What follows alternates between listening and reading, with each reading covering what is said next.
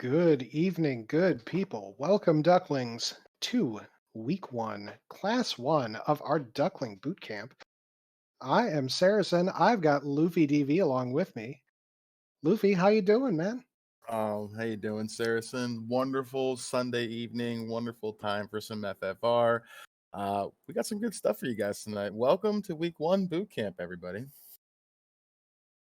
So, with this being the first class of the boot camp, we will be taking a fairly long time going over the flags just so that we can get you used to the look of the randomizer itself, what all of the flags mean. We're not going to rush through right away because we know that this is a big, complicated thing, and we got to teach it, right? Yeah, of course. Yeah, wonderful stuff out there tonight.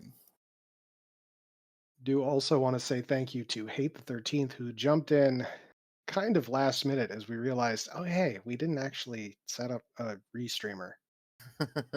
Yeah, mistakes were made. I was going to try to jump in first at the last minute, but if anybody knows my internet, they know that's a very bad time. So thank you, Hate, for bailing me out, especially. The hamster needs its beauty sleep. He does. He does. So it has fantastic been fantastic seeing all of these new ducks in the community here. Mm, So uh, glad to have everybody along. Lots of yeah. folks in chat. And we're going to start going over our flags. Hate has it pulled up. So if you've not been to the randomizer site before, well, first off, you should do that, finalfantasyrandomizer.com. But when you go there, you're going to see a bunch of tabs that go over all the different types of flags that we have. Starting with some presets, we're not doing a preset tonight. We've got special flags, and they will be posted tomorrow morning with a seed that we have vetted Mm-hmm. so that you can play through that. Uh, but the presets Sets are a are good a way good to way to just just jump jump in in. with something that is playable and different, and you can see what you can do with it. Yeah, a lot of different options on there. Beginner is, exactly the way it sounds. Floaterless, procedurally generated overworld, a little more advanced. So, hey, if you want to jump us over to the goal tab, we can talk about this fabulous tab and all of the interesting things we got going on this week. It's actually not super interesting this time around, Yeah, kind of as basic. it's good to start basic though. Yes, yes. This is an introduction, class one this week of, several weeks. So we got to go a little bit easy on everybody tonight. Yep. So, in our goals, the main things that we have here are that we're going to still need our four orbs. We're going to have to light all of the original orbs in their original places in order to access the Temple of Fiends Revisited. The only major change that we have here is if you remember the vanilla game, once you went into Topher, the only way out was to cast Exit or Warp. We have added a little teleporter back to the present. So if you need to walk out of Topher and save, you can do that. Yes, we have given you the ability to leave and come back, which in the vanilla game, like Saracen said, when you walked in, there was no way out. You were locked into that commitment. All right, moving on to our scaling tab. So, scaling is how we adjust the monsters, the experience, the encounter rates, the prices, everything that you could numerically change more or less with regards to enemies and gold and again experience. Hmm. So uh, items, magic, they'll all have a variable price between 30% and 250% of their original value. You can see the 86% in parentheses. That's just kind of the average that it works out to. Hmm. We've got our enemies scaled 70 to 120%. So, what that means is each stat on each enemy is generated to a value in that range versus the vanilla stats. So, the HP might roll to 70%, but the absorb might roll to 120%, that sort of thing. Hmm.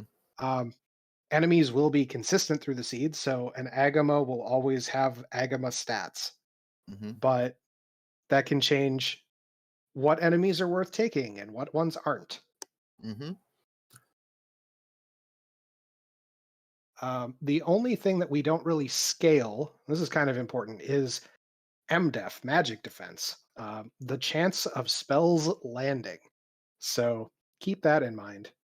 And tonight, the bosses will just have their regular vanilla stats.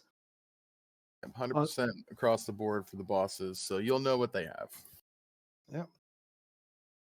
Our encounter rates. So, very typically in the randomizer, we like to go below the vanilla encounter rate because, man, we had a lot of encounters in vanilla. For Oh, comparison, baby. obviously that zero point 0.6 is exactly the way it sounds, 60% of the normal encounter rate. And for dungeons, point 0.7, there were normally 8 encounters per 256 steps. Mhm, So putting it to point 0.7 means that it rounds to 6 encounters per 256. mhm. So the percentages, or the fractions that you see will line up to that. Luffy, you want to talk about experience and gold? Yeah, so your experience boosting is 2.5% plus 100% for your gold, or 100 for your gold. So scaling is going to be pretty good there. 10% per key item is pretty generous. Typical back in the day was 5% per key item. So 10% is going to be good. You'll be getting your levels at a decent clip. Also, if you look below there, 20% of the chests are going to be converted to experience. And that 4,000 to 7,000 range. So an average of about 5,300 XP per chest that you're going to pick up tonight, which is going to be pretty good to kind of get some cheeky levels. So we might be looking at more chest checks and chest dense locations. We'll see what Saracen decides to do. Yeah, and the note on that is it's the gold chests that are replaced, not any of the items. Mhm. So, that can play into things too. We leave the experience conversion on sometimes, we take it off sometimes. It really depends on the flag set, but it's a relatively new flag in the randomizer. Yeah, I like it though. It's pretty good. Moving on to incentivize locations and items. So, this is, if you're familiar with other randomizers, this is a really big differentiator for FFR. hmm We have what are referred to as incentivized locations. They are specific chests in dungeons. And with each of these, if you click on the little question mark next to the name, you will get a pop up that shows you exactly which chest that is for the vanilla. But you can also set this to random for any of the chests as well. So you can see there ordeals, ice, marsh, titans.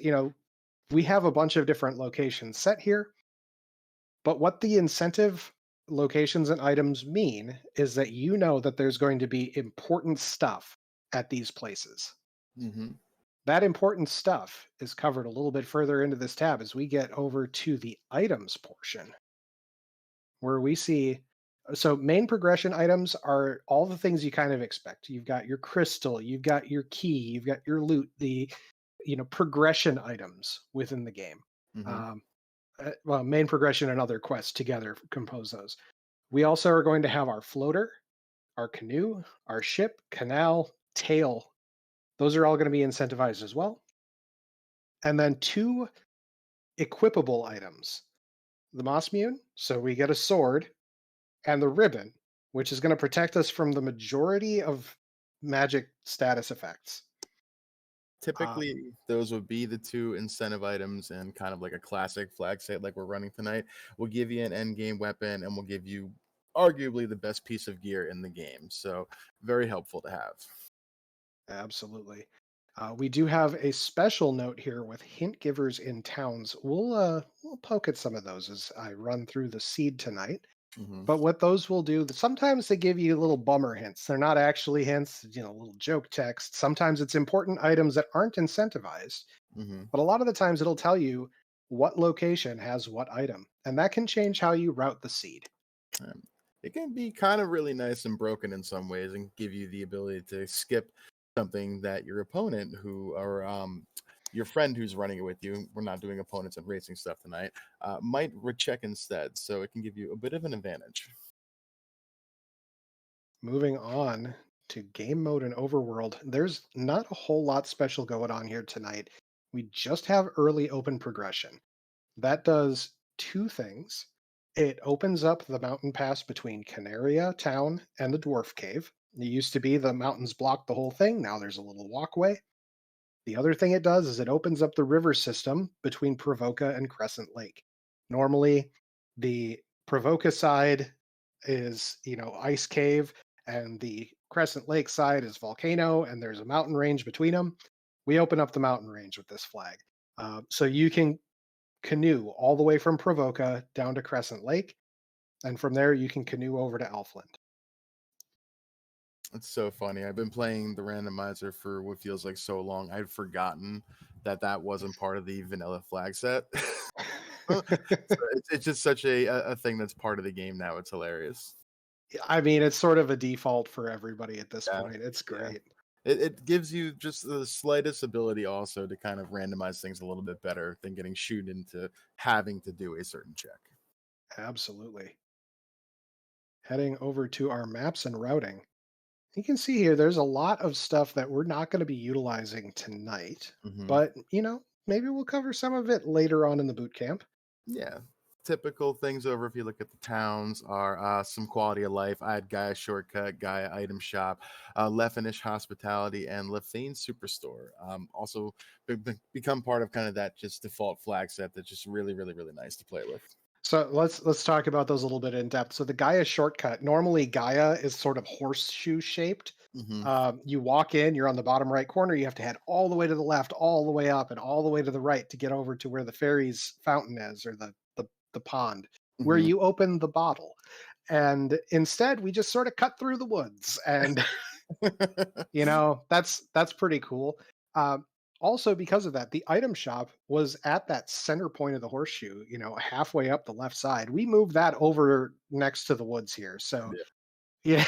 yeah, we want to make life easier for everybody. We didn't want to have to walk around and go to the clinic of shame, as I like to refer to it on the top left. It's Look, kind of feels like the way it should be, though. I mean, it makes so much sense. our Lefanish hospitality adds an inn and a clinic, if I remember correctly, to Lefane. Normally, Lefane just has level 8 magic shops and your Lefanish quest giver who says Lupa Lupa if you did not translate the slap. Yeah. But with the inn and the clinic, you get the ability to get your magic charges back if you need those at that point, Mhm. save, you get you get a little hospitality. Yeah. The Yeah. superstore, near and dear to our hearts. Yeah, very nice. Very, very nice quality of life thing that our devs did a few months back. So the superstore, rather than just having level 8 magic, you get everything except for what Gaia contains. Yep. So there's some level 7 and some level 8 spells missing from it, but you will be able to get everything for everybody other than that. I'd say at least like 85% of the magic in the game, it feels like, is in that store. Yep. Other flags that are important. So in the progression section, these are things that are kind of new and important. So, early king item. If you really want to talk to the king before going to fight Garland, you can get the item from the king before defeating Garland. Um, this doesn't come up a lot, but sometimes it does. It, I will say, it comes up more frequently in other flag sets. Early Sarda item. So normally Sarda will not give you the rod until you have defeated the vampire. In the vanilla game, you would have defeated the vampire anyway because you needed to get the ruby from behind the vampire to get to Sarda. Hmm. But in the randomizer, a lot of the times we just like to make Sarda available. So early Sarda removes that requirement. Early sage item, normally the sages will not give you the canoe until you have defeated the lich. So we've removed that requirement. And early ordeals, this is another thing you would never know from vanilla. If you go to the Castle of Ordeals and you don't have the crown, you can't go onto the throne to teleport up. Damn. So early ordeals removes the crown requirement from that. There's a lot of interesting things that can happen with these flags turned off. They are very commonly turned on. Yes. Yes. Two more items in this section. So, castle ordeals pillars. If you remember the vanilla game, the answer was always the bottom pillar of the set. We've randomized that. Hmm. Yeah. So everybody has their own way of talking about that, tracking that. My common way is to just count out the numbers and hope that that is going to stick in my head long enough to get through the maze. But sometimes, you hit a pillar and you're back at the start and it's not a good time. Yeah. It's to your point, the bottom path was always the correct path. You can get 6, 7 teleports in and then get zonked back to the beginning again if you pick the wrong one. So it's a little added wrinkle and some fun. Yep. And then our Titan's Trove, this is a little flag, just very small. So the Titan normally sits just a little bit to the right of where he's going to show up in the randomizer tonight, which meant that you could get to the chests if you had the airship already by going to the west entrance. Mhm. We've relocated him to a place where you have to have the ruby to get to those 4 chests. And if you remember the incentivized section earlier, the Titan's Trove has an incentivized item. So our Mhm. ruby is going to matter. Normally, those chests contained just general treasure in the vanilla game.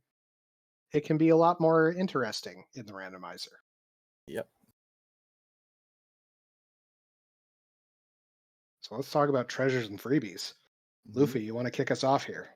Yeah, so looking over at the right, the freebies portion of it, free bridge, pretty typical in most starting flag sets. It gives you the ability to walk from Canaria to Provoca rather than having that be an item that you get from the King or Sarah to start. Looking at item shuffle, we have treasure shuffled, main NPC items shuffled, and fetch quest items shuffled. So the um, Matoya in the vanilla game gave us the herb, which we would go down and trade into the prince to um, get the key to go back up to Canaria to get the TNT, yada, yada, yada. That's all switched around now, and you get different items from these NPCs to give you a pathway to go somewhere else. Pretty typical in the randomizer for us. The other thing is with the treasures randomized, that means that the chest contents are shuffled up. Now they are just shuffled. The original item count is the same. The only thing that's really going to change here is that the gold to experience thing is on. But beyond that, you're still going to find your flame sword, your 2 katanas, your vorpal, etc. They're just going to be in different places than they usually are. Shops and magic. So, uh, as you may have suspected, we shuffle up our shops here. Our weapons, our armors, our magics, they're swapped up. Now, white magic will stay in white shops, black magic will stay in black shops, armors will stay in armor shops, weapons will stay in weapon shops, and of course, our item shops, where we get our heal potions and whatnot, will stay in their item shops. But it moves it around within the towns. Again, we're not changing what contents the stores would have versus vanilla. We're just shuffling which stores have what. Hmm. We still are going to have our regular store locations too. So there's going to be weapons and armor, but no items in Melmond, for example. Uh, None of that is changing here. We do have improved cure, heal, lamp, amute spells turned on. This is a pretty common flag as well because let's be honest, the cure and heal spells were not super great in vanilla. Left Uh, something to be desired, I think, is fair enough to say. yeah. So now they restore twice as much health, Mhm. and for the cure spells, and 33% more for the heal spells. Lamp and Amute, which were kind of terrible before, they now also cure paralysis effects, which is, it's pretty helpful because stun is terrible.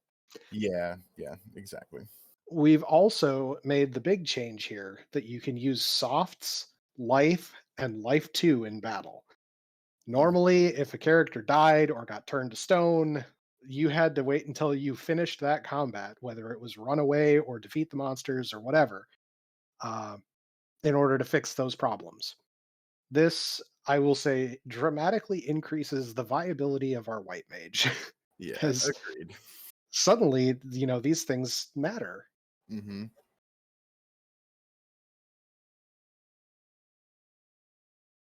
So we have lots of flags in here. We're not going to touch all of them because they're not relevant right now. We're going to go on to our enemies, formations, and bosses.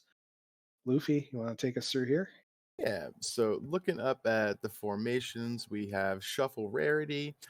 Shuffle rarity, the enemy groups are shuffled within a zone, so that group one common fights can appear as group six uncommon, etc. This removes the ability to scout the encounter table and know which fights will appear in advance. So not sure what that means actually. That was a lot of reading. But anyway, moving on. Unrunnables are not a thing here, so we don't have unrunnable encounters, which is always a good thing. We'll get into unrunnables at some point later on down the line.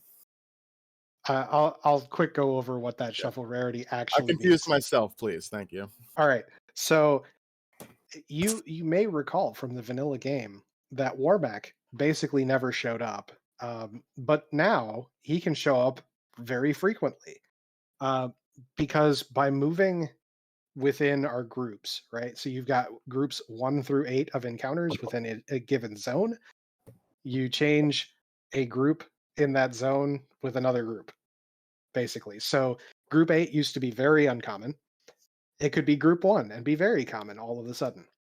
What that also means is that in the vanilla game, if you were coming off of a fresh power cycle and you were getting on your boat in Provoca and you were sailing into the ocean, your first encounter was always going to be a group of Kaizokus, which would be great money at that point in the game. Now it is not guaranteed. And this is really important for the randomizer. And we'll go over this strategically as we go through the weeks. But the main thing to keep in mind is that encounters are going to be a bit different in terms of what shows up, right? Now, it's going to be consistent within the encounter table setup. We have a whole article in the wiki, which is available through the randomizer website, that goes over encounter tables specifically. I don't want to bog down on that, but the gist is there's a very specific setup for how encounter tables work. Back to you, Luffy. All right, looking down at the bosses, and thank you. That was very well said. I appreciate that. Um, Shuffle scripts, shuffle skills and spells, and the important one in there is no consecutive nuke or nuclear. Now that doesn't mean you can't see, nuke Bane nuclear that could still be out there, but there is at least a little bit of a reprieve knowing that if you see one, you may hopefully have a turn to respond accordingly. Enemies have shuffled scripts, which means that normal things that enemies would do in the vanilla game, like the Agamas would lead with heat or something, you would not necessarily see that from an Agama's turn one this time around. Shuffled skills and spells as well, exactly the same as scripts. So, status attacks, we randomize those, except there's no stun touch.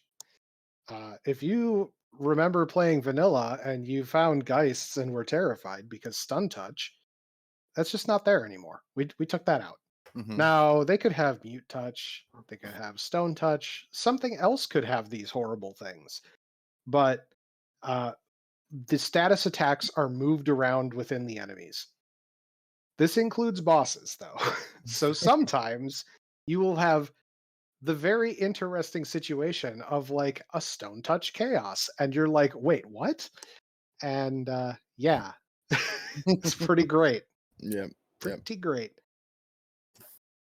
Also notable in here are Temple of Fiend bats. The bats that used to just like flutter around and go key and whatnot.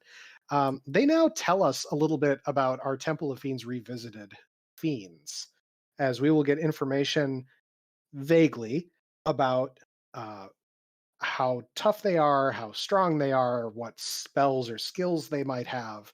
Uh, it gives you an idea of what you're going to be looking at. It's quite kind, actually. They're used to just get in your way sometimes, and they might still get in your way tonight as well on your way to save Sarah. But we'll see about that. All right, party composition. This is where the rubber hits the road tonight, as we are going to be talking tonight about fighter based parties. And fighter based parties are very common in the randomizer. You'll see here that we have a series of checkboxes. What these mean is what you can put into each of your character slots. And we will show that in depth when I start the seed. But you will see, first off, our first slot must be a fighter, it cannot be anything else. Hmm. We also cannot have black belts tonight. That will be covered another week. But we can pick the other four classes, or we can have an extra fighter if we want. Now, party composition is a big deal in Final Fantasy Randomizer. It defines your strategy from the moment you are starting the seed.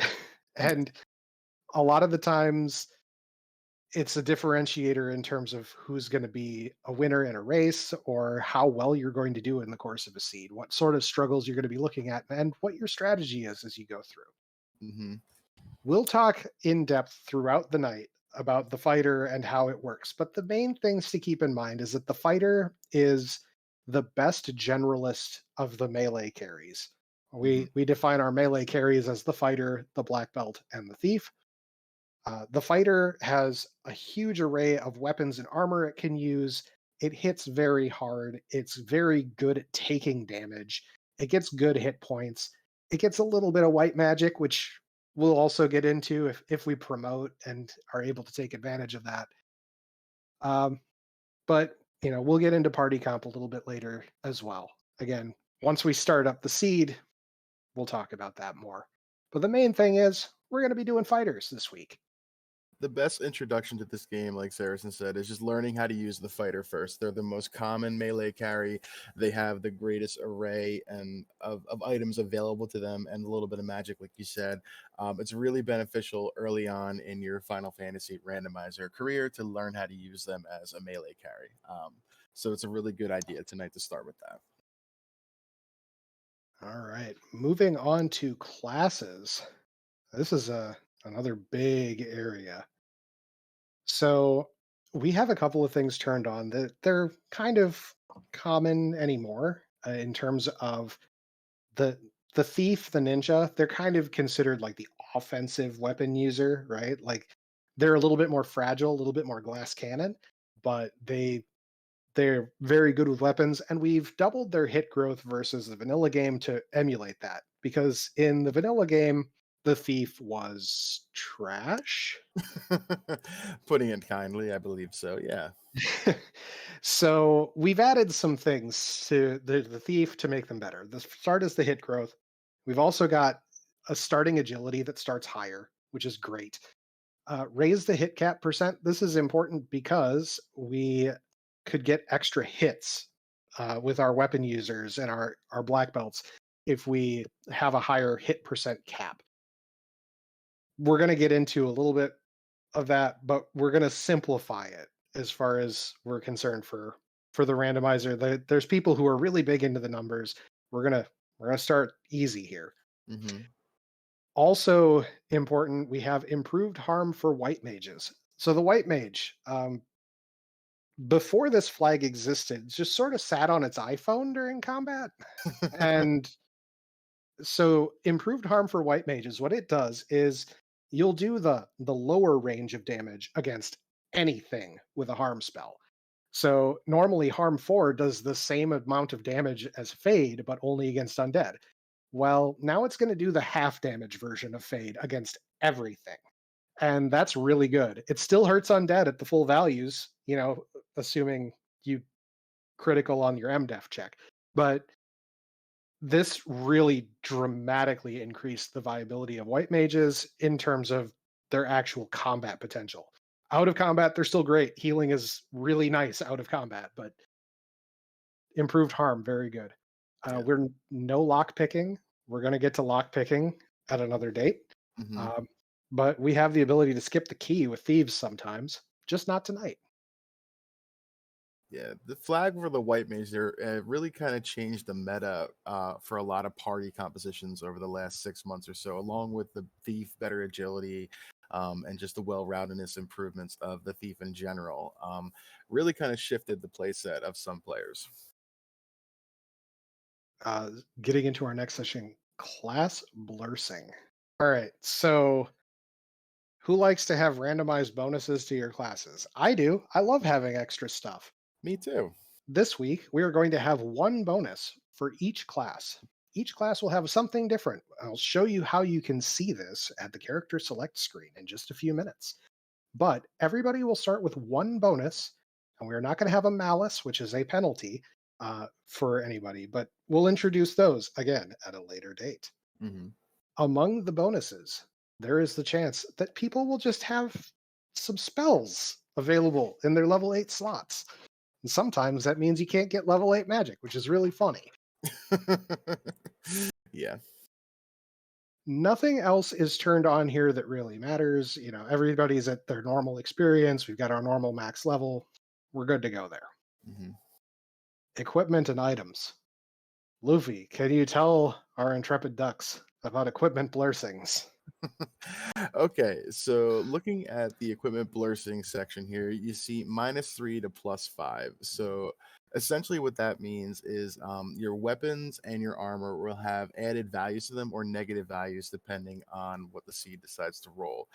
So it can really kind of dramatically increase the takeability and viability of certain pieces of gear that you might find in a seed. Suddenly, a coral sword +5 is not that bad to take to the end game if you really, really need it. It really dramatically makes a cloth armor +5, say, just really good for the majority of the beginning and middle part of the game. So it's really going to take a look at these blur things. -3 to -5 is pretty standard. Looking down at balance, we've doubled the weapon crit rate for weapons, which is great, and increased the weapon elemental and type bonus. So up to 30. So what this means is, say, a flame sword, if it rolled positive, is going to be great anyway, but it'll also do added elemental damage to, say, an ice-based enemy like a frost dragon. It makes a dragon sword really do some extra damage against a enemy, say, like Tiamat. So it really kind of makes these things pretty cool for items that in the vanilla game were supposed to do this function but didn't necessarily do it because the coding was brilliant. Yes, many things have been fixed, and the weapon elemental and type bonus is one of those things. Hmm. Also, in our equipment and items, we have houses do full HP restoration. That was not a thing in vanilla, which boggles my mind, honestly.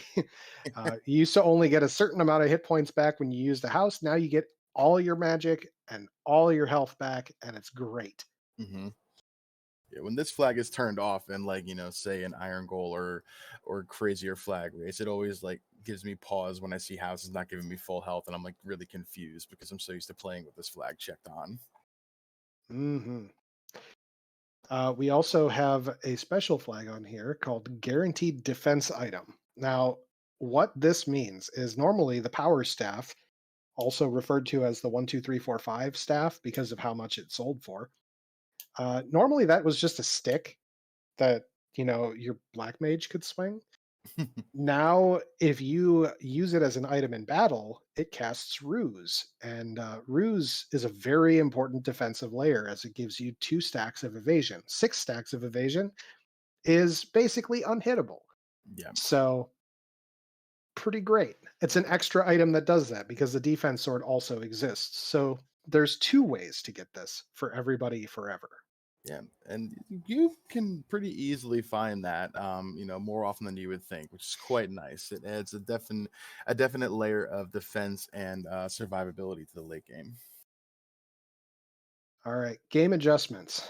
This is our last important section here. Hmm. So here's where we have a bunch of fixes and nice little bonuses that the randomizer has had developed for it. So house MP restoration is fixed. You get all your MP back when you use a house.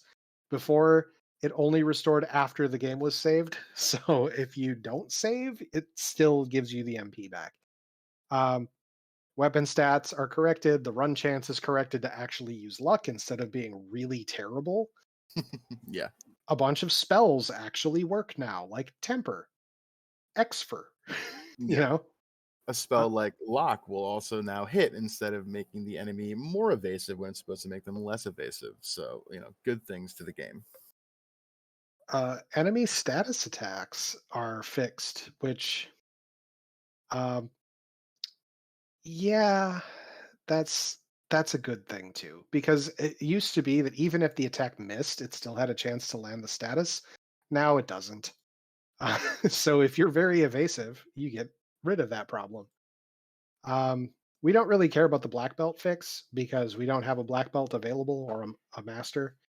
We fixed some stuff regarding RNG tables and turn order randomization. Short answer, they were bad. Now they're better. Conveniences. All right. Conveniences, these are almost universally turned on. Right? Yes, yes. No party shuffle. So when your characters die or they get turned to stone, they don't just get shuffled to the back of the order. Mhm, That could really throw people off. Speed hacks, everything's faster. Area transitions, menus, loading the mini map, battle animations, they're just faster. Faster walking speed. Um, Once you've played the randomizer with faster walking speed turned on, you really can't go back to vanilla. nope, It's pain. never, never, never, never. Same with this next one right here that we're gonna get into. The faster ship. Uh, the Zoom. ship the ship goes zoom zoom. It Mhm. goes airship speed. Yeah, it Um, feels like it still goes twice as fast as the airship to me, but it does go airship speed. It's so great. I love that the GIF has you like launched out of the boat on here. They play around and have fun when they Yep, develop these tooltips. yep. Uh, Identify treasures. So if you had a full inventory before, it would just say you can't hold anymore, and now it says what the item is in the chest, which can be very useful. Yep. The main thing is you know if you actually want it. There's other uses. We'll get into at a later date. Mhm. By quantity. Now, if you remember the vanilla game, you may have been like, oh, yeah, this is the part where when my younger sibling asks if they can play, I just tell them, here, take the controller and keep hitting A to buy my heal potions. All right. Mhm. Because we need 99 and you can only buy one at a time. Now you can just select a quantity. Mhm. It's so much faster. Yep. It's so Back good.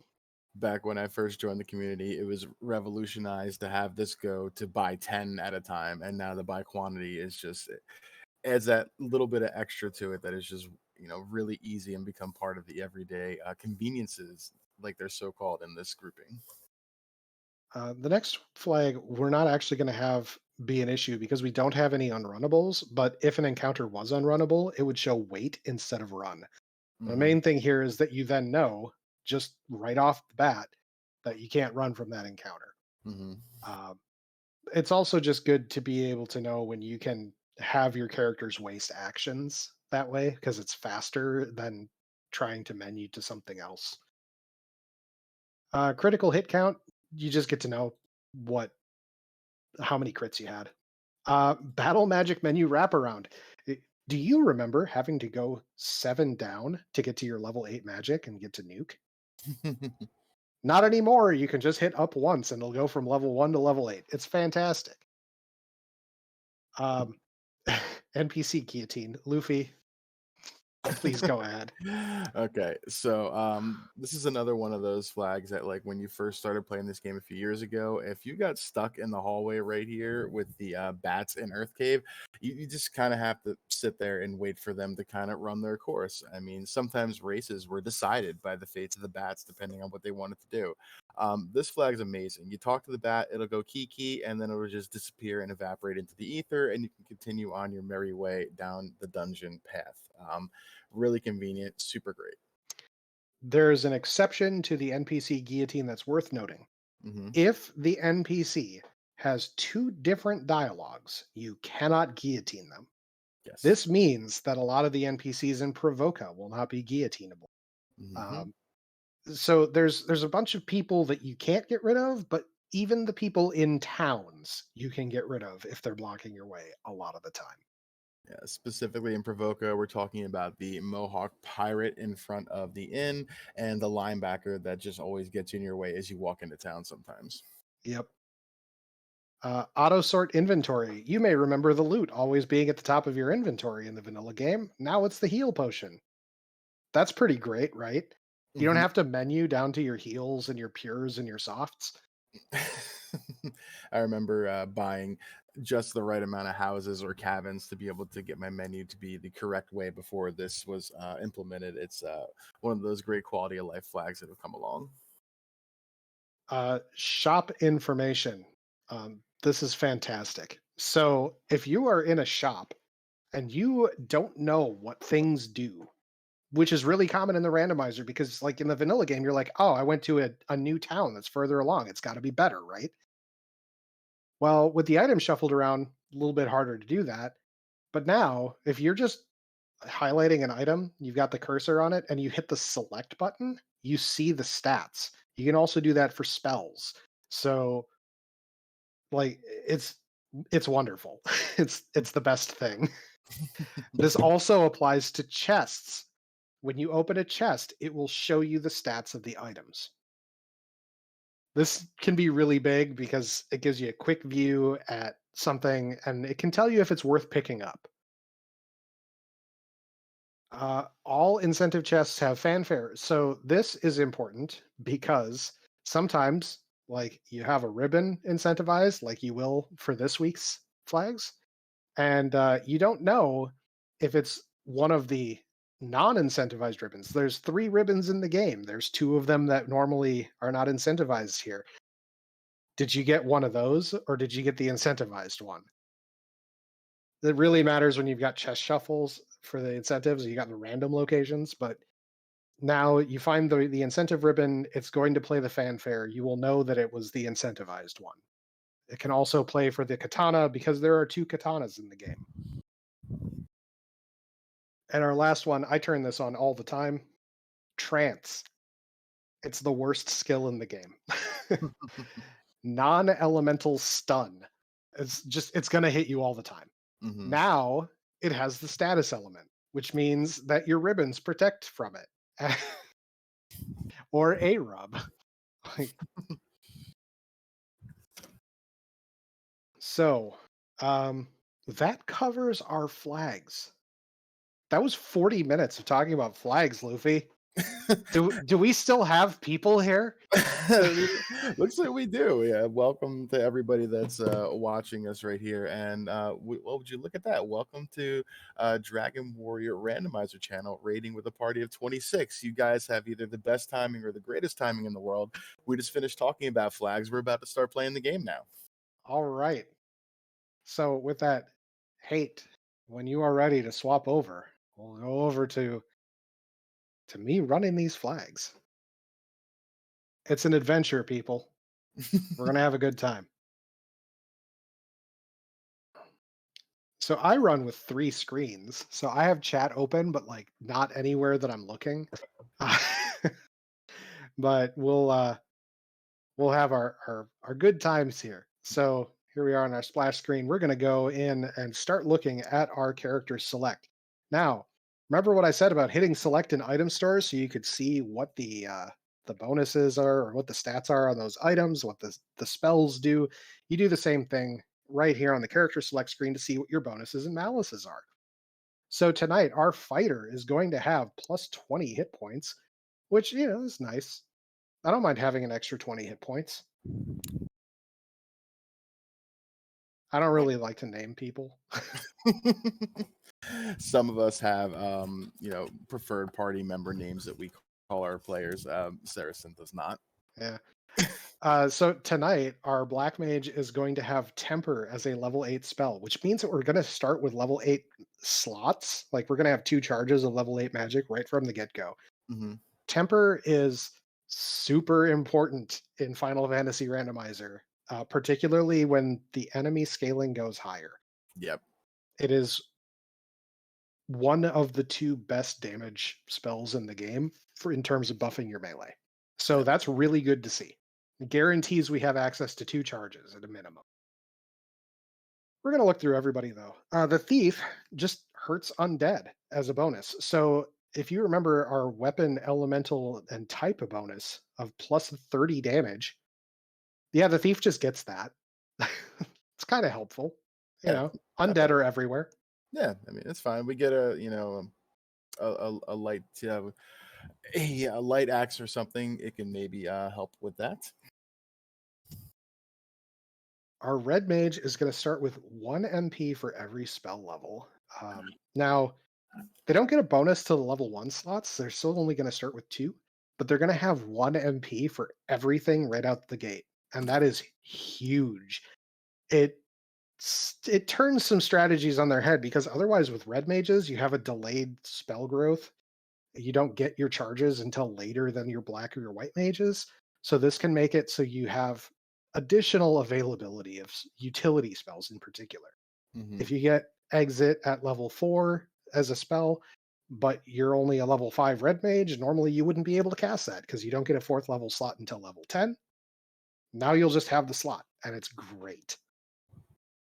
And our white mage has one of the stranger bonuses. So the white mage is going to be able to equip the wood armor, the wood shield, and the wood helmet. And when all three of them are equipped, the white mage will have a large bonus to their evasion. It's a plus 120, which is equivalent to 3 evasion stacks. So again, 6 is the target for being basically unhittable. Getting 3 just by having stuff equipped is pretty nice, but you have to have all of it on. So that means that you couldn't wear a ribbon and get that bonus. Yep. So checks and balances, right? Hmm. So talking about party composition and how we get from point A to point B here. What are we going to be looking at? Well, we have a couple of different options. The first one is we take just our fighter and 3 mages. That's going to give us a lot of firepower. It's a lot of magic, right? So we'll be able to dive a little harder, but the sustain is a little bit questionable, right? At least early on. You can go for 2 melee. Double fighter, not typical, but fighter thief is pretty typical because thieves can help with running. You can put them up front to get reduced ambushes against you and more first strikes against the enemies. And it's nice to just have the extra body up front. Then you are restricted to 2 mages, so you have to think through that. And mage choice itself is kind of a thing. So our white mages are a little bit more viable for having harm all, like because their harm spells can do everything. But you have to also consider like, hey, what's good in terms of magic? Where's it going to land? Does the red mage make more sense than the white mage because it can get both sides of the magic, but you don't have access to certain slots? Um, So, seeing a couple folks in here talking about different compositions that they would use. Fighter Rainbow, always a common choice because it gives you a good mix. Hmm. Uh, Double black can be good from an offensive standpoint. Like, I know Fighter Red, Black, Black is pretty common. Black Hmm. mages have a pretty good run chance, so that can be pretty good. I am a huge fan of the Fighter Thief White Black. And I think that's actually what I'm going to go with. And you're gonna see the snap renaming because that's just who I am. The this right here I was my vanilla party that I played with in the vanilla game, 30 some odd years ago, was Fighter Thief White Black. So I can get behind this start. All right. So I think this is the iconic party too. Like this is, Yeah.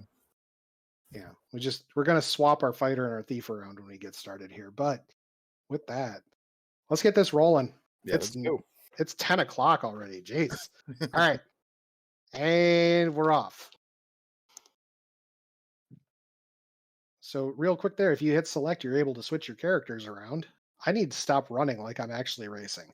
Uh, all right, looking Ooh, at our magic shop, this is a fantastic magic shop. yes. Cure 4 at level 1, slot 1. What does that mean, Luffy? Level one, slot one is one of the best spots in the game that you can see for Cure for Default. That means the white mage obviously gets it right away. The red mage, if we have one, gets it right away. And the fighter would get it upon promotion if we got one. So fantastic spell. Full heal for your party members. Ruse as well there in slot 3. Also, white mage learnable off the get, and red mage learnable if we had one to start as well. All right. Oh, this is scary. This is uh, fun times here for you. Oh yeah.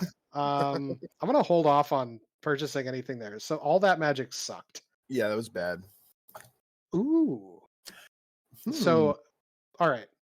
Gurgu Volcano, floor 2. that is commonly called the Volcano Armory floor. Now, this could refer to any of the chests on that floor. And if you keep in mind, there's four on the right, and there's two in the hairpins up above, and then there's the armory, right? Could be Mhm. in any of those chests. But a katana plus four, that's a real weapon. Yeah, yeah, yeah, for sure. Question in chat: why is the magic scary? That level one magic with the, I mean, if you want to just say best spell in there being rub, possibly with lit one, and I think that was ice one as well. Not the Hmm. best start to the game here. As well as nothing for the white mage either. No like harm two even at level one is going to make the beginning of this game a little interesting for my friend here. All right. Oh, we got. We're fine. We're fine. We got an iron staff plus four. Yeah. We've got something to swing. Now, the silver sword plus four is actually a good transitional weapon. It's just we can't afford it right now. Yeah, Um, that is borderline take to end game right there. If you have enough cast of temper, and if we can find fast as a spell as well, that will do the job, especially at this scaling.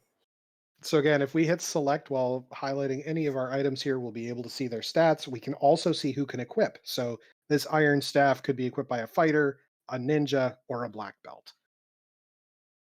Similarly, we could do that for any of the other weapons in here. We can do that in the armor shop as well. I showed it very quickly, but there we are. We are equipped. We're ready to go. So you're going to see a lot of resets out of me because resets are important. We're also going to show this off real quick. Luffy, what's going on here? So as you can see, there's a lot of walking and not a lot of anything happening here. Between the walk with Canaria and Temple of Fiends here are what are called safe zones or free tiles. So even as Saracen is walking through the overworld here, he's not advancing the encounter table, so he will never take an encounter until he moves off a few of these tiles. Specifically, think of things like right here in the woods or the swamp. That's a quite a long run period, actually. Yep. This is a lot of enemies, and I'm very scared. Yeah. All right, we ran. It's good. Oh, there's an XP box. That's pretty Okay. great. Yeah, as you can see right there, jumping the party HP from 28 on CCCCC all the way up to 113 after opening one box. Yeah, we're now level 6. Yep, just like that. Now, here's the real question. Do I run into something in here that's just scary? Um, there's a real possibility. Like these zombies could be real nasty potentially, but we're running away very fast. Yeah, the power of the thief here, with the chance to run and the reduce and ambush encounters, is quite nice here in the early game. Bonk. Wow. Okay, bonk. Kapow. I'm wondering why he didn't cast temper, and then I realized it didn't matter. All right, so our king, instead of giving us a bridge, has given us a crystal today. Very convenient here. Oh, good. Ooh, choices. 2,000-year-old dynamite. Excellent. Choices, choices, choices.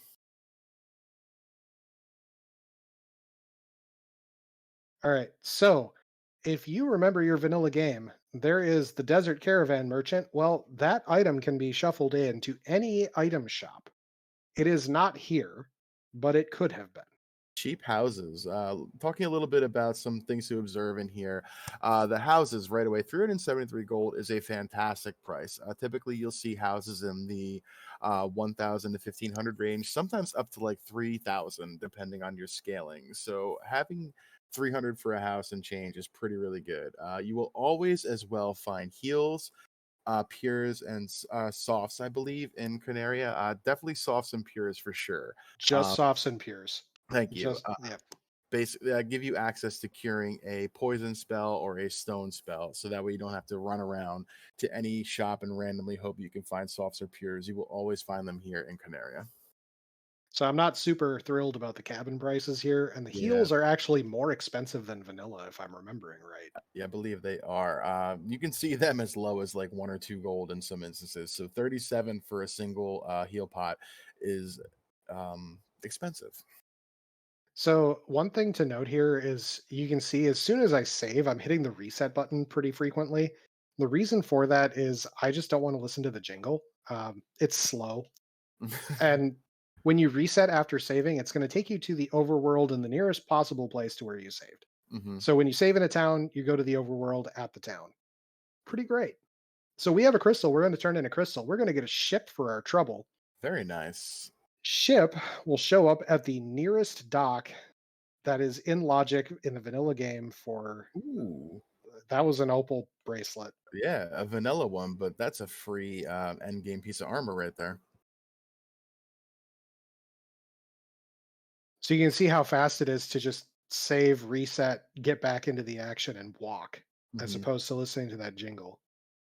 Yeah, we'll talk a little bit more as we progress through boot camp here about soft resets on the overworld versus hard resets and encounter manipulations and all that stuff as we go.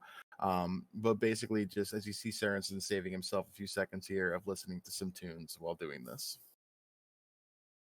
And hopefully getting all the way to Provoca with this ship. Hmm. Hooray. Uh, so we mentioned free tiles before. Anytime you are walking on a, a boat dock, it is also free. All right. So level 2 magic, we've got heal 3. Heal 3, very good spell. Great to see at level 2. Hmm. We still don't have any offense. Yeah. Single target invis there as well is fine, but less than ideal. Well, We're that getting the cake. that's gonna help. In the beginning portion of this game here, it's gonna make some. Cake is fine. It's an earth elemental attack, so you'll see enemies fall into a crack, terminated. It can work on some bosses as well, specifically Lich, our tier 1 fiend in the Earth Cave. We're also getting our temper spell at level 2. It's kind of disappointing to have it be the blurs and also here, but it's fine. Yeah. Um, all right, so silver sword +4. I mentioned this being very good. So that's just, from the standpoint of numbers, just think, 30 attack, 27 hit, 22 crit. Those are just good numbers. Yeah. You can really, a lot of the time, look at the plus or minus on a weapon and just be like, big plus, good. Yeah. Silver sword is just a good base weapon too.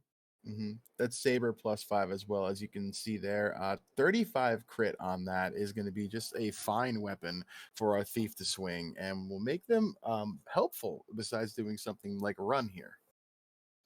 Now I'm only going to get the saber +5 on the fighter as well Mhm. because I'm not super concerned. Yeah. What I am concerned about is I have hit points, but I have no sweeper magic, so Yeah. Cake will work in this fight, but Cake is not going to be as reliable as we progress here. We're going to really hope that Elfland has our answer for us. you can see 3 of the pirates lived through that. Yeah. Then pirates don't have very great MDef, so that's kind of gross. Go white mage. Look at that. A He just hammer for hammered money. that pirate into the ground. Yeah. And we get our canal so we can escape the inner sea whenever we want. Well, we got a couple other things to check here. Tents are reasonably priced. Hmm. I'm going to get a few of those. We Do we got a have good armor here? question in chat from Hot Toddies. Do classes other than black belts have base crit chance at all? If so, does it scale with level? It does not scale with level. There is a base crit chance. I don't know what the number is, but it's low. So you saw there was wood armor +5 for sale, and I got that for both the thief and the white mage Hmm. because we can do that. 1/3 of our wood set evade puzzle is completed, and good to get it out of the way and provoke a armor shop, one of the worst shops to walk back to in the game if you have to. Like, say there was a decent silver bracelet there, gold bracelet, pro ring, something you wanted. It feels bad to walk back to that armor shop. Oh, asking about the base crit, is it the same for everybody? I believe it's the same for everybody. Hmm. Now, I don't really need to check this weapon shop, but I'm curious. Hey, look, it's that saber +5 again. But See, you can see a small knife -3. This yeah, is the saddest knife in the game. you better off swinging a stick at that point. Yep. Fists might hit better. All right. We Okay. have spells here. Yeah. We have Fire 3, which normally is a level 5 spell. Now it's a level 3 spell. It's pretty Mhm. good. Yeah, that is also it's considered the weakest of the tier 3 elementals, but this is a really quality spell to have in the early game. A lot of our enemies are weak to fire with some of the dungeon choices we have. Also notable, Lightning 2, fine, it's pretty good. And Bane and Insta Kill, one of the better ones to find there. All right. Harm 3. Pretty good. Yeah, that'll work. Pretty good. That'll So work. it'll do 60 to 120 against everything and 120 to 240. You know, the weak thing is, I don't think that actually comes into play very much, Mhm. but it's something for the white mage to do. Um, I could get heal 2 here. I'm going to get heal 2. It's just nice to have. Being able to cure up the party quickly is what those spells are all about. Yeah, So that's very handy. seeing the expensive heal pots as well makes finding heal 3 and heal 2 in the early game here quite a luxury. We got a level 4 exit. That's pretty good. But that was Yeah, real expensive. it was. That's post. Oh, hey, we got our magic problem solved. Hey! All right. I realized I forgot to check our Provoca hint giver, who is next to the white magic shop. But this guy is one of the Womp Womps. Hmm. DM Stewart asking, is slot 2 Red Wizard learnable? Nope. Slot 2 is like the one slot that always stucks. Yeah, yeah, pretty much. I don't think a red wizard can learn slot 2 of any white magic, aside from maybe level 6, maybe level 5 as well. We got another piece of the puzzle. Okay, not bad. Yes, and level 2. Thank you. They have access to the full array of level 2 spells, black and white. All right. Because we were able to finish our other shopping, I'm going to pick that up now. And then we never have to come back for magic to this store. Yes. We oogled for a minute there, Evan. You can probably tell by the name of it, but we'll point out that Nuke there at level 4, our magic problems are solved. A non-elemental, just enormous damage to all enemies.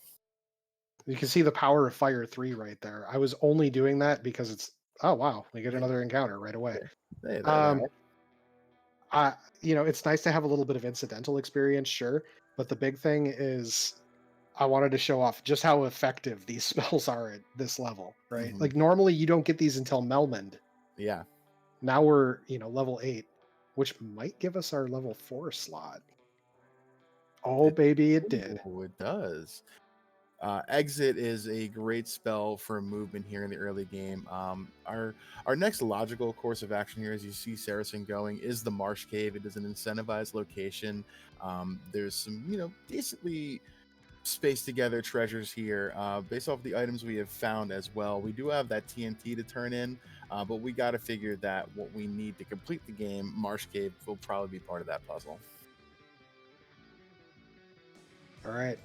Down into the hole we go. Uh, Van- Now, Vanilla we, is a location. I'm sorry, in chat. Vanilla is a location for Martian. There are no loose in this flag set. all right. So we mentioned free tiles before. We're going to talk about them again. In Hmm. front of doors, indoors, one past the door, and anything along the bottom of a room. Hmm. This will not advance your encounter table at all, right? So these are spaces you want to take advantage of when you are routing through dungeons. We'll highlight a couple of them, but this is the first one that shows up in a dungeon that matters. Hmm.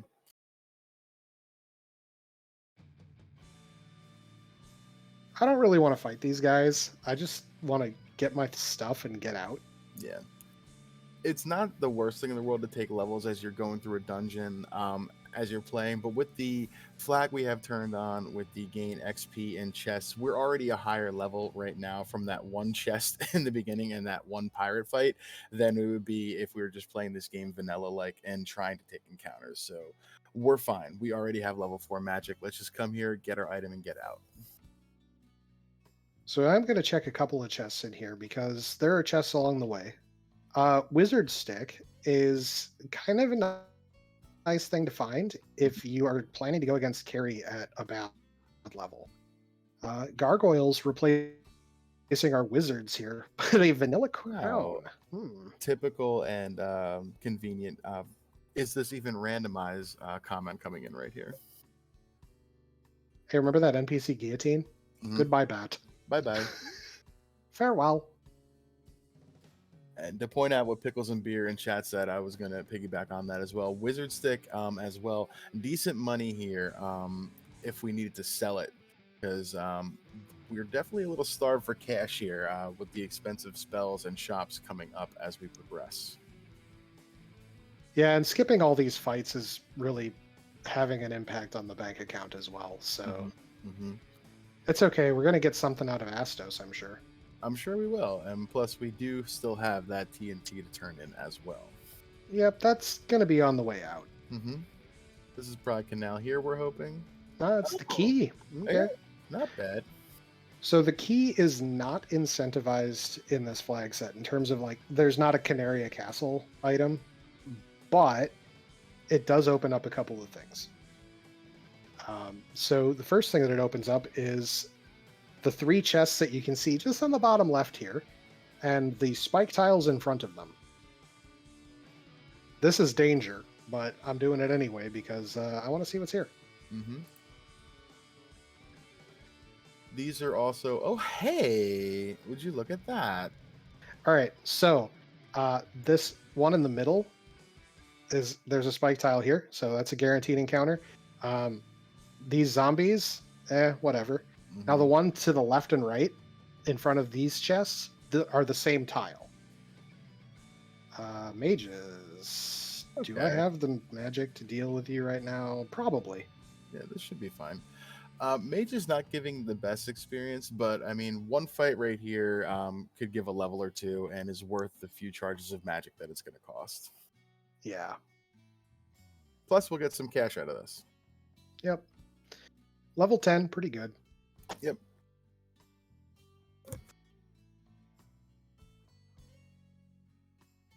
I'm walking like I have a canoe. Also, So a question in chat: are empty chests from Vanilla shuffled as well? Did chests in Vanilla give empty? It's been so long. Was there some chests that linked didn't have anything chests. in? Oh, got it. Yes. So the linked chests in dungeons are not shuffled between them. So what that means is there's Saracen, what do you think? 4 or 5 instances where there's chests linked, not including Carrie's floor, which can get wild.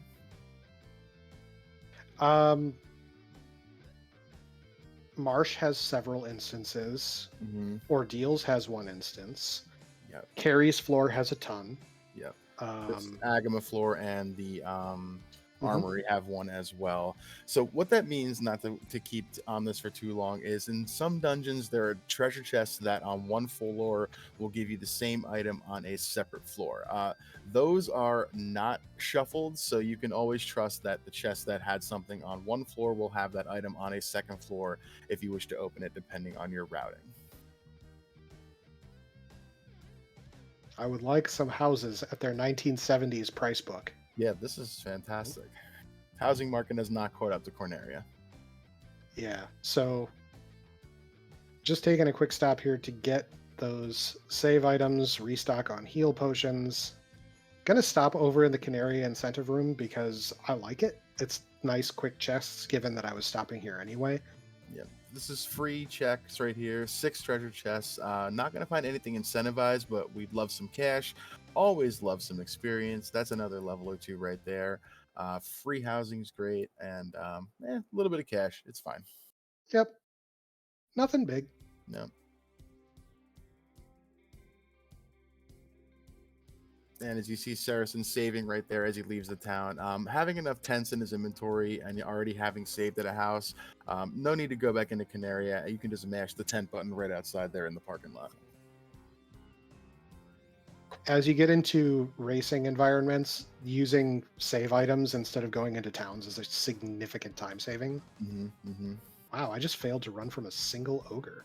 Wow, interesting. Great. We get 2 chests up in the top here. These ones are just free.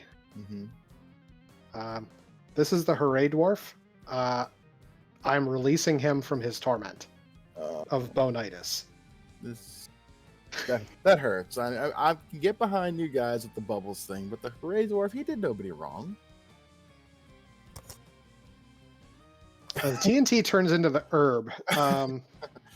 You were saying about leaving on your way out. That was a Vorpal -3. That's a that money sword if I've ever heard of one.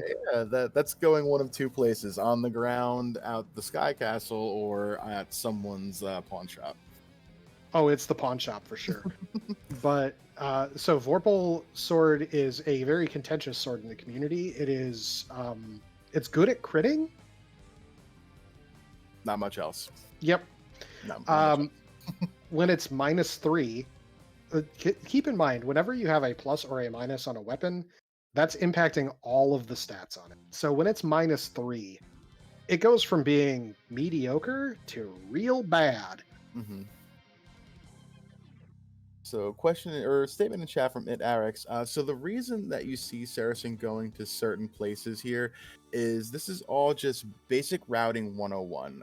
We start in Canaria, we go to Temple of Fiends. We go from Temple of Fiends back to Canaria to get our items there. We make our stop at Provoca to get our level 2 magic and get another key item. Based off of these checks here in the early game, will kind of dictate where we're going to go and what we're going to decide to do based off of our other incentivized locations. So knowing that Marsh Cave was incentivized, knowing we had a TNT to turn into the dwarf, kind of just made Saracen decide like he was going to do checks in the certain order that he chose. Each location you can see him going to is going to be either for a check for a key item, a check for magic and gear, or a check to progress the game and find a way to get into the dungeons to finish the game. There's a typical standard way that most people do it. So every town and place you see him going to is just along that way. Basic starting routing is what we're showing you tonight. I realize as I'm like going through all of this, I just made enough money to get that last pro ring. Fantastic. Pro ring's an item that will guard against some insta death that can come your way, which is really very handy to have. Okay.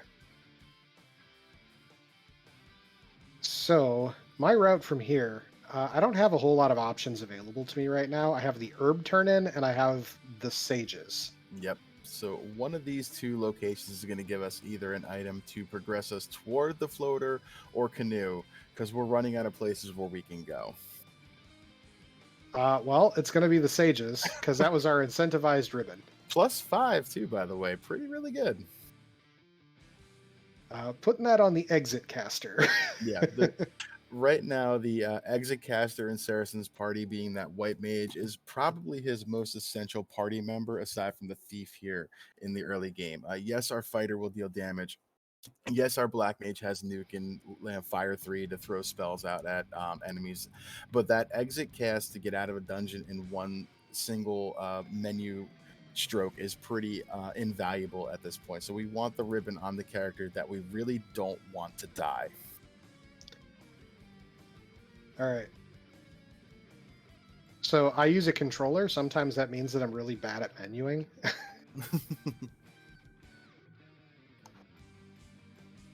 This pack is not great experience, but it's better to just throw a spell at it and hope that it goes away. We're going to throw 2 spells at it and it goes away. But it's, 9 enemies can do a lot of damage. So happy to get rid of them. All right. From the standpoint of what we got going on here, our shop item cannot be a canoe, but that probably means the sage item is. Do we have a shop item here? We have a cube here. That's good to know. Yeah, so the cube item here in Crescent, 12,000. It's reasonable priced. It's definitely going to add some extra 10% experience growth for our party members, but that doesn't really help us with anything right now besides giving us an item we need to finish. Life 2 here at level 6 magic, fantastic. Invis 2 as well, fantastic. That Life 2 point of order is Red Wizard learnable. Should we have taken one? Which we didn't. Ice 2, Fire 2 at level 6 is kind of just not really great. We have Nuke at level 4. Gonna point out, we haven't seen Fast yet, have we? We have not. Oh, have I forgotten something? I forgot the crown. I never. No, I took Oh, care. you did ask those. Hang on, I'm looking at your incentivized locations here. Earth. Oh my god. Okay, so the little laugh you heard from us right there, this is showing you, maybe how routing There's didn't matter here. We're just messed up and have to go somewhere we really didn't wanna go. all right. So let's talk about the Earth incentive chest. You may remember that you Mhm, get a ruby after you beat the vampire from that chest right behind the vampire. That's the incentive chest, mhm. which means we are double dipping Earth tonight, and that is there's a reason that one of our options for Earth incentive is random post rod. Mhm. This also is just adding to the important and just crucial time saves that the white mage will give us here, and why we want that ribbon on her for sure, because no one wants to walk into Earth Cave, go down, kill the vampire, open the treasure chest, get what's probably going to be another turn-in item. If we're lucky here, this is the canoe, and not something like the adamant, which would be fine, I suppose, because we're close to Dwarf Cave. But this walk here is a walk of shame that we're not going to want to make. So I was just going to show off real quick. One of one of our favorite places to potentially get levels is the Hall of Giants. The Hall of Giants has two different spike tile options. One right here. If I go up, it's the same encounter. If I go left one, it's a different encounter. Neither Oh, of these are great, so I'm just going to reset out of that. Earth, But Earth's an Earth Cave. How original. yeah, right. Just not on the regular Earth tile. Hmm. So it was randomized. All right, there's two routes in this floor. This is the route where you get the chests on the right. It's slightly shorter when you're getting these three chests. Hmm. That's a Thor hammer. That can be kind of nice. Yeah, Thor hammer, +1 right there. It's a decent weapon for our fighter or white wizard to swing upon promotion, but notably it will give us free casts of Lightning 2, which can be helpful to clearing out some packs of lower level items, for a party member that could otherwise not do anything. Shout out to the J. Coper bat that I just NPC guillotined. J. Coper famously got blocked by that bat who decided to walk into the hallway with the stairs. Hmm. Hmm. It was not fun. Yeah. Oh, hey, that was Rub from one of the ogres right there, the green or the regular one. Notably, those pro rings we picked up in Melman will protect against that Rub spell, which has a higher chance to hit a lower level party. Um, hmm. Speaking of, Jerkbirds. yeah, Rip Black Mage. not ideal here at all. No.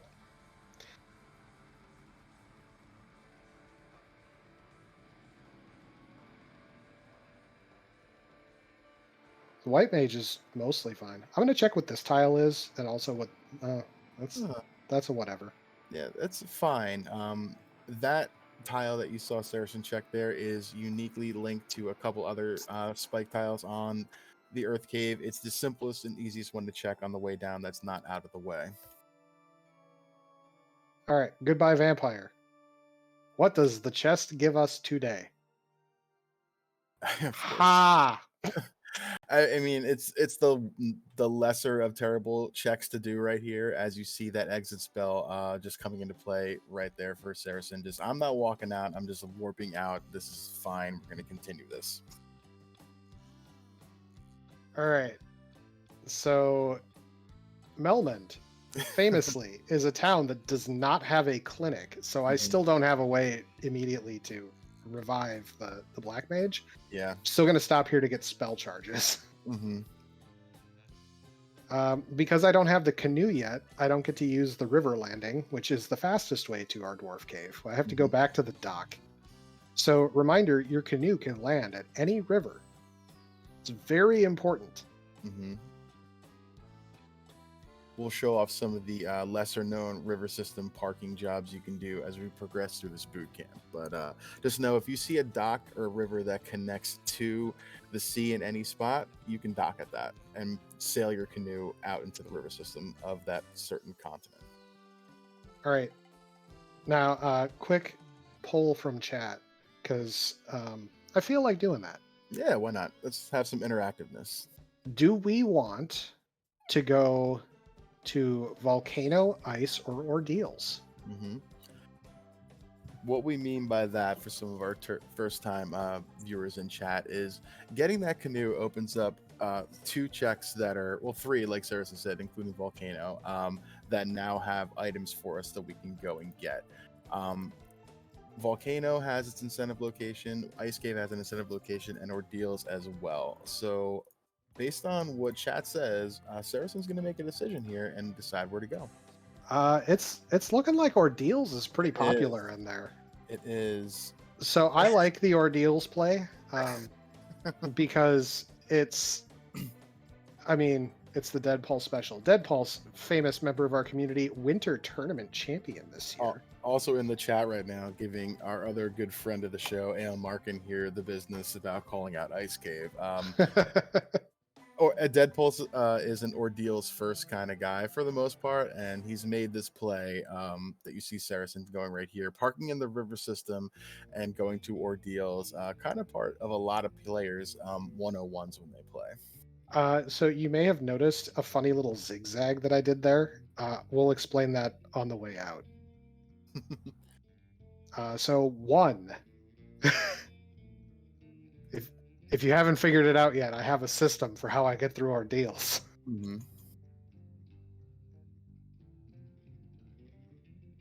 Also one, two, 112.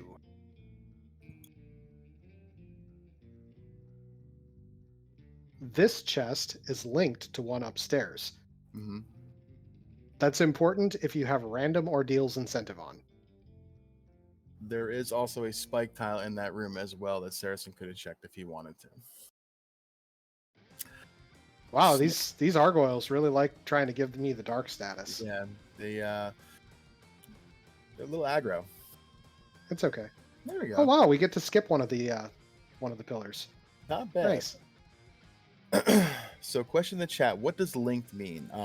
So linked means there is several instances throughout the game where there are chests on one floor of a dungeon that will give you the same item of a chest on a separate floor of the dungeon.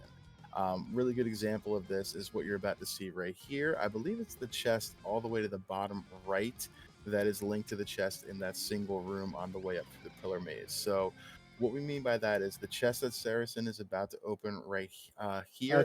It's the bottom left one, actually. Yep, that's what I meant. The bottom left. This last chest right here that he's about to open is linked to the chest in that single room that he showed earlier. So if he was to pick the chest in the room earlier, opening this treasure chest here would say there is no item because he would have already received that. We'll show off a couple more of those as he progresses through some of these other dungeons.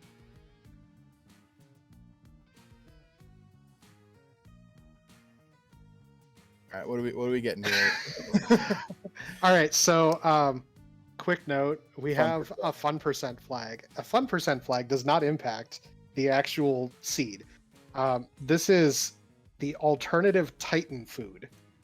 So he's eating crayons today. Mm-hmm. And okay, that's not the worst spike tile in the world here. This might be worth a couple shots of his spells, and they definitely rolled pretty low. So those frost dragons will give you some pretty decent experience across a party. Saracen's levels here are 13 and 14 respectively. It looks like those are pretty comfortable levels at this point of the game. He will start getting magic charges on his characters that can learn it once he hits level 15 upon promotion. So every level that he gains on his way up through past 15 without promotion just kind of makes those spell charges come a little bit later. So you don't want to gain your levels too early, but you don't want to pass on them as well. I didn't explain the zigzag. Dang it. All right. We'll get to it. We don't have the river on. Dang it. So when you enter a river tile, and or you exit a river tile. It is a free tile. It does not advance the encounter table. So when you see a zigzag pattern stepping onto and off of the river, it's because we're trying to avoid extra steps towards the encounter table. That's what the zigzag's about. Um, Remind me to show the Matoya River dock, and I'll explain it there. Yes. Titan gonna eat his crayon, loves wax, and we have 4 treasure chests in here. The far left one being an incentivized item, which is our loot. Again, Hooray! it's fine. We need that to finish the game. The loot is the item you need to break the plate on the way down Temple of Fiends Revisited to go 2,000 years into the past to correct the mistakes that Chaos has made and kill him and defeat him. But that doesn't give us any kind of Immediate pathing. gratification. Yeah. That doesn't solve our right now, what are we doing problem. All right, Sarda. Do you have a floater for me? Come on, That'd be the Grandpa. best news. No! Oh my god. All Okay. right. So, all right. Um, remember Ice Cave as an option? Volcano is also incentivized. Also incentivized, true, but I mean, your 50/50 is looking a lot less desirable right now.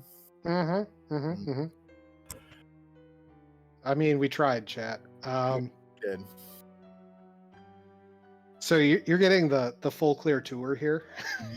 This is really good here for week 1, I think, though. Really showing where you'd go and choices you'd make and how they can impact your routing. And sometimes, you know what? It doesn't matter. The seed's just going to make you do what it wants you to do.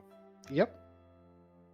I am quite good at absolutely clown routing seeds, so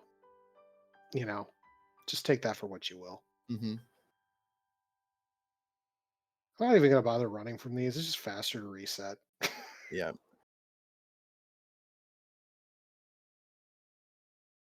So again, Saracen going to show off some river system docking here. In the vanilla game, we would have had to dock over in this area as well by Crescent Lake in order to get the Ice Cave. We can progress there straight through the river system over here now. No, it's not that I forgot the slab, chat. I didn't forget the slab. I don't like to translate the slab until I have the floater. And the reason is that once you translate the slab, it disappears, and that means that it flies right out of my brain. Same thing with that bottle that we also came across earlier. Once you pop that bottle and let the fairy out, it leaves your inventory, and you knew you had it, but do you remember you had it? I mean, I don't know.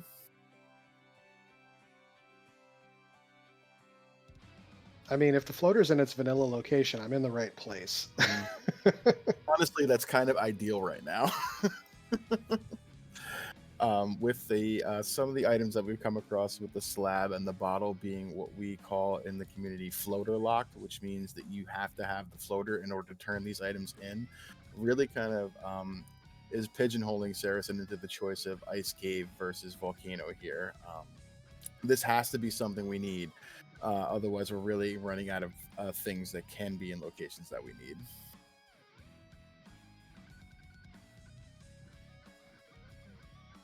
I feel like checking these for some reason. We're here. Yep. So right here in this room, in this the tile that Saracen just walked on is a unique spike tile or forced encounter. Nothing really there to speak of that's great. A couple of ogres and some hyenas. That's not really worth our time.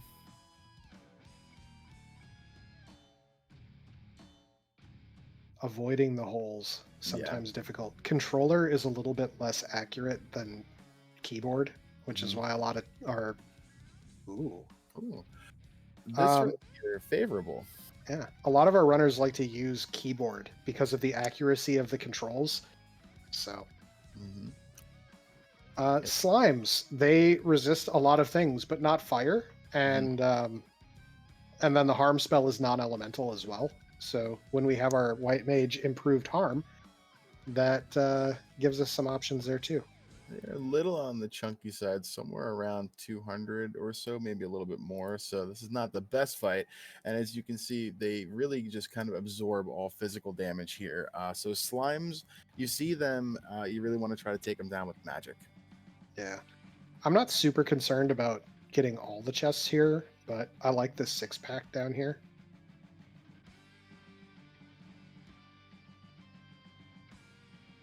Hey, Yes, it. remember what we said about the you can't carry it thing? Mm, That's what it looks like. yep.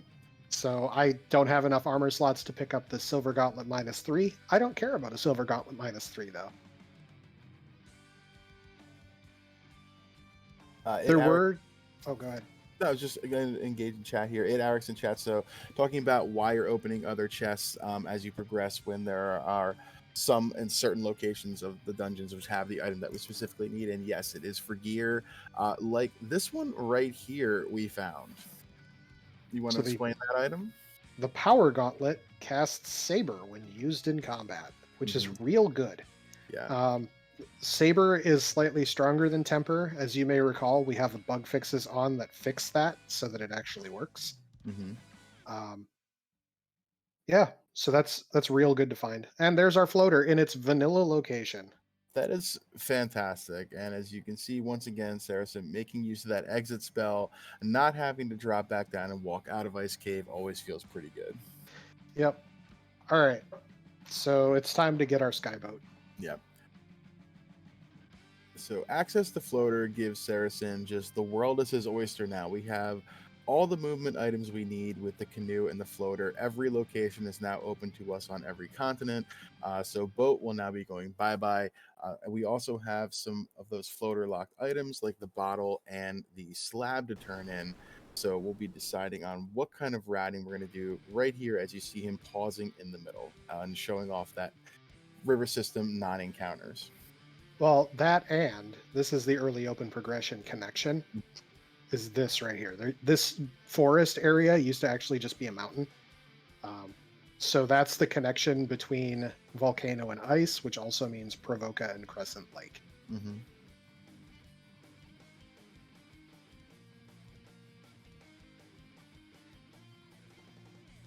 So river docks are fantastic. There is one that I did want to show off, but I'm not going to be able to show it off now because bye bye boat. We We'll got airboat. we'll show it off on Wednesday night. So if you guys want to come back and join us for a what we're going to call this time around this season a 200 level class, as opposed to in years past we called it extra credit, we're going to be showing off some more advanced strats for beginners on Wednesday nights in our streams. Then, And specifically, there is one night where it's going to be particularly useful because, spoiler alerts, we are going to show off floaterless mm-hmm. because it's really important to learn how this world works. Yeah. All right, slab translated. I lost a little bit of time if I was in a race, but I'm not in a race, so Yeah. This is all about teaching and routing rather than showing off speed tonight. Speed we'll work on. We want you guys to enjoy playing and have some fun and learn. Bold of you to go here first. eh. It's a full clear simulator because I know that the only non-progression thing at this point, well, there's the tail and the masa. Mm-hmm. So I kind of want those both. The progression, the walk here from where the airship is parked by Saracen down to Lefane is one of the more, I'd say, overworld encounter rich zones in the game. The zombies give pretty decent experience. Giants in this area give off some pretty good money. Frost wolves are usually go down in a single sweeper spell. So you can get some levels here if you really wanted to. And there is a connection to the overworld desert over here, which also has some really great encounters. So the one downside of coming here before going anywhere else is, Yeah. this shop is super great. Mhm. I actually Ooh, can learn fade. how I'm about that? probably not going to use it, but It's there. yep. And we knew that Life 2 was here and Invis 2. We're going to get Invis 2 in the first slot. All right. Are you fast? Your Mm, warp. expensive warp too. Yeah. Oh boy. It's Gaia. It's Yeah, fine. we got to go there anyway next. So Saracen has visited every magic shop along the way here, and showing off that superstore. So there is fast is the last spell we're really looking for here for that black mage, and it looks like it's got a pretty good chance of being promotion locked in Gaia. Promotion locked probably for sure, but absolutely in Gaia. Yep. Slot one, please. Nope. Level 8. There we go. And here's that section of the map here, the Gaia shortcut that we were talking about earlier. Expensive fast too. Oh well. Eh, we probably really want that, but we don't necessarily need that. Well, so the nice thing, let's be fair to the seed here. We have level 8 slots already because of the temper bonus spell. This is true, actually. We do have 2 casts of that right now. All right. So, I don't have enough money to go get that cube. And I don't really want the cube yet anyway. I feel like doing waterfall into sea right now. Mm-hmm. So, my available locations with incentive items. If I bought the cube, Sky has an item. Mm-hmm. Otherwise, it's waterfall and volcano. That's it. Yep. We've cleaned this place out. Yep. So we're gonna get a rod somewhere. This is so much great experience. I'm just running away from while I'm waiting for this tail. Yep. Another pretty decent encounters here with those red Caribs and frost gators in the river system, as thunder gators are just come on. And trance ochos. Yeah, that's a really just gross pack of enemies right there.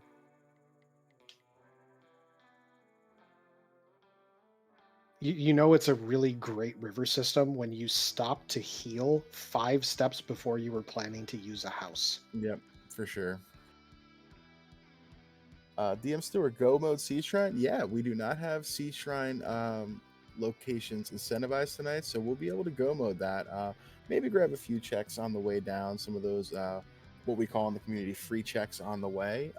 But for the most part, we won't be showing off the left side and right side of Sea Shrine tonight.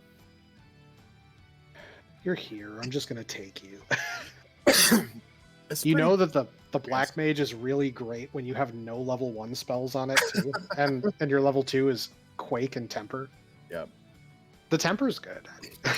Temper's really good, but the nuke at level 4 is nice. At least you got that. It's gonna do some work.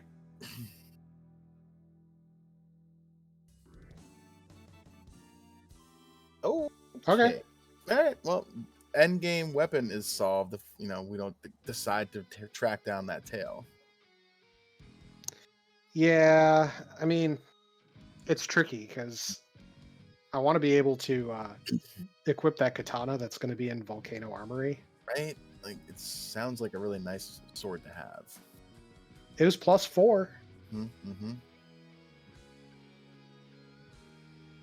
I do want that pro cape. Yeah, Pro Cape +4 right there is a pretty decent piece of gear there for the mages to have. Mages can't equip shields normally. Their Pro Cape is their version of the shield. So I just always picture them kind of just pulling their cloak like vampire style over their mouth, like, yeah, you will not hit me, blah, blah, blah. It's a very professional cape. Yes, it is.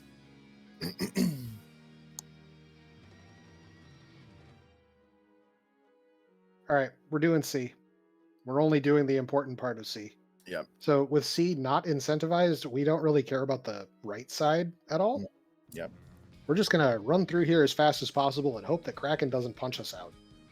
What we mean by right and left side of Sea Shrine here is to the left side where you see Saracen going here, the stairways lead down, progressing through the dungeon toward the end boss.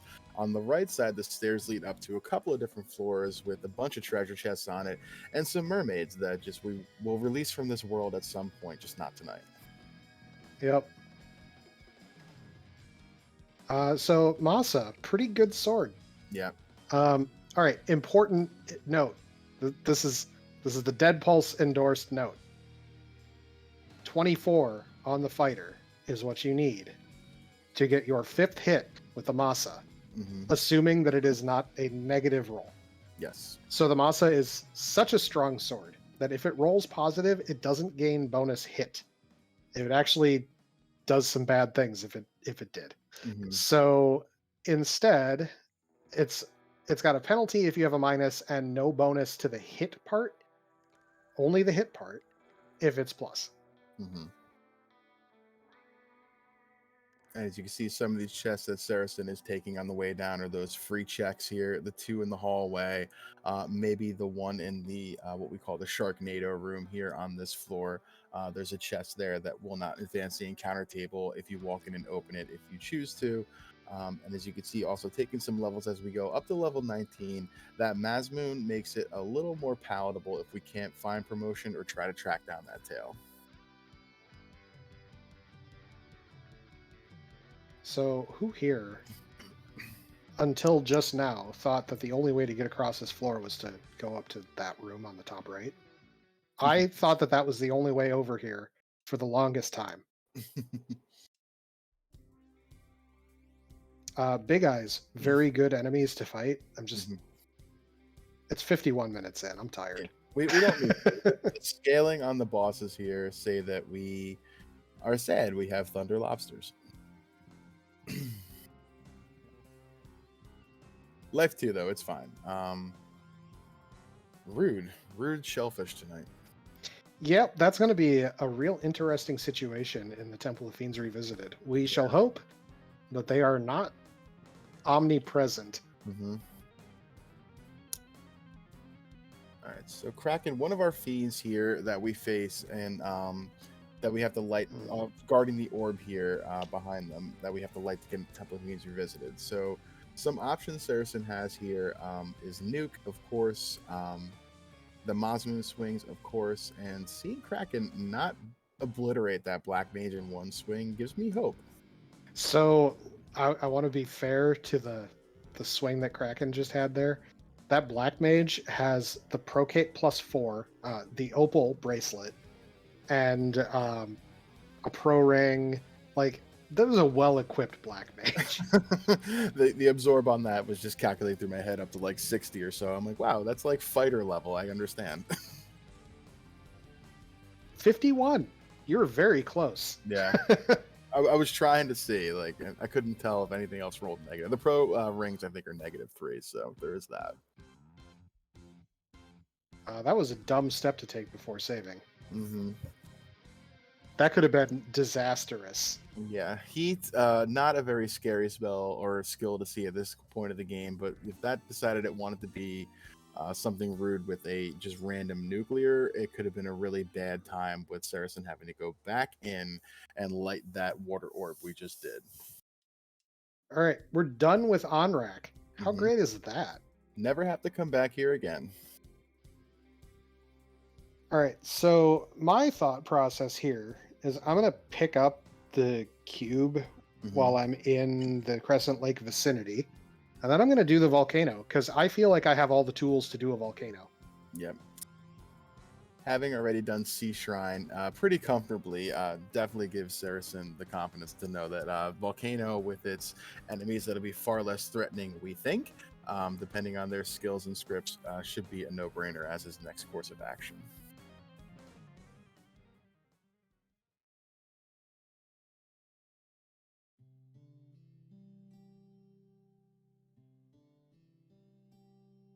So the scariest enemy in this area is Carrie. Hmm. Carrie is deceptively scary because she has ridiculously high magic defense. Hmm. And sometimes she hits like a truck. Yep.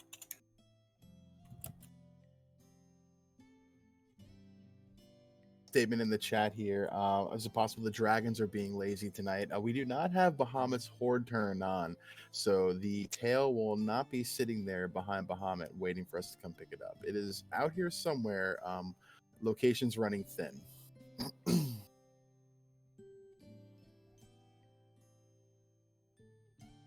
Undead packs scare me. Right? There's always so many of them. I didn't find the katana in the armory, by the way, so I I'm going see to check that. these real quick. I see that. More XP. There's those frost wolves that if we wanted to, we could fire 3 at them, but our levels being 19, 20-ish right now are probably pretty good, and no need to do that.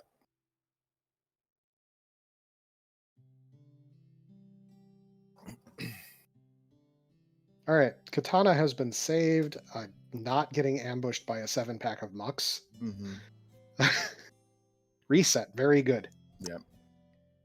You will also see Saracen as he walks through this dungeon here, trying to walk on the lava tiles as much as possible for the most part. What that means is as he's walking across these damage tiles, he is not advancing the encounter tables at all. So in the vanilla game, when you maybe were walking down this dungeon, you tried to avoid taking damage on the way down and not step on the damage tiles here. You want to take them on your way down here to make this dungeon as quick and seamless as possible. I want to also toss out, especially because I have heal 2 and heal 3. Yeah, that makes this, it's a free walk for the most part anyway, but that makes this just trivial because you won't now have to menu and burn heal pots as well. Just get our free chests along the way. Mm-hmm.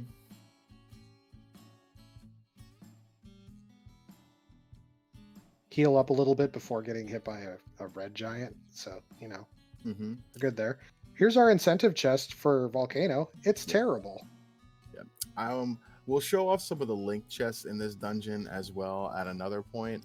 This dungeon has some link chests between the Agma floor and the Volcano floor that we already, or the Armory floor, which we already had checked on the way down. So what we just saw there was the rod. So Volcano leading to Earth. Yeah. Nice reversal from Vanilla. Yeah. But what that also means is we now know that our tail is hanging out in Sky. Yeah. That rod right there puts Saracen to what we call in the community and pretty much any racing community overall of what is called as go mode. So now we have everything we need to finish the game. We just have to go and finish it. And Mossman putting in work. Yeah. Good job, fighter. Yep.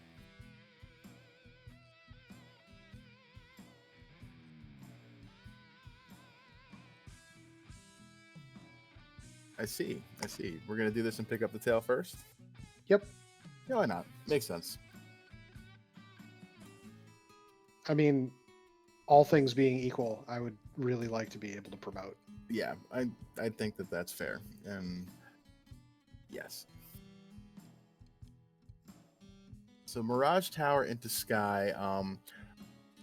The last dungeon you would do as you play through Vanilla here is now the 3rd dungeon we're doing tonight, and we're going to finish with the Earth Cave, which is the Vanilla 1st dungeon, and the playthrough that you would do will be our final dungeon tonight. So kind of fun to see how the randomizer can switch up the order of where you would do things.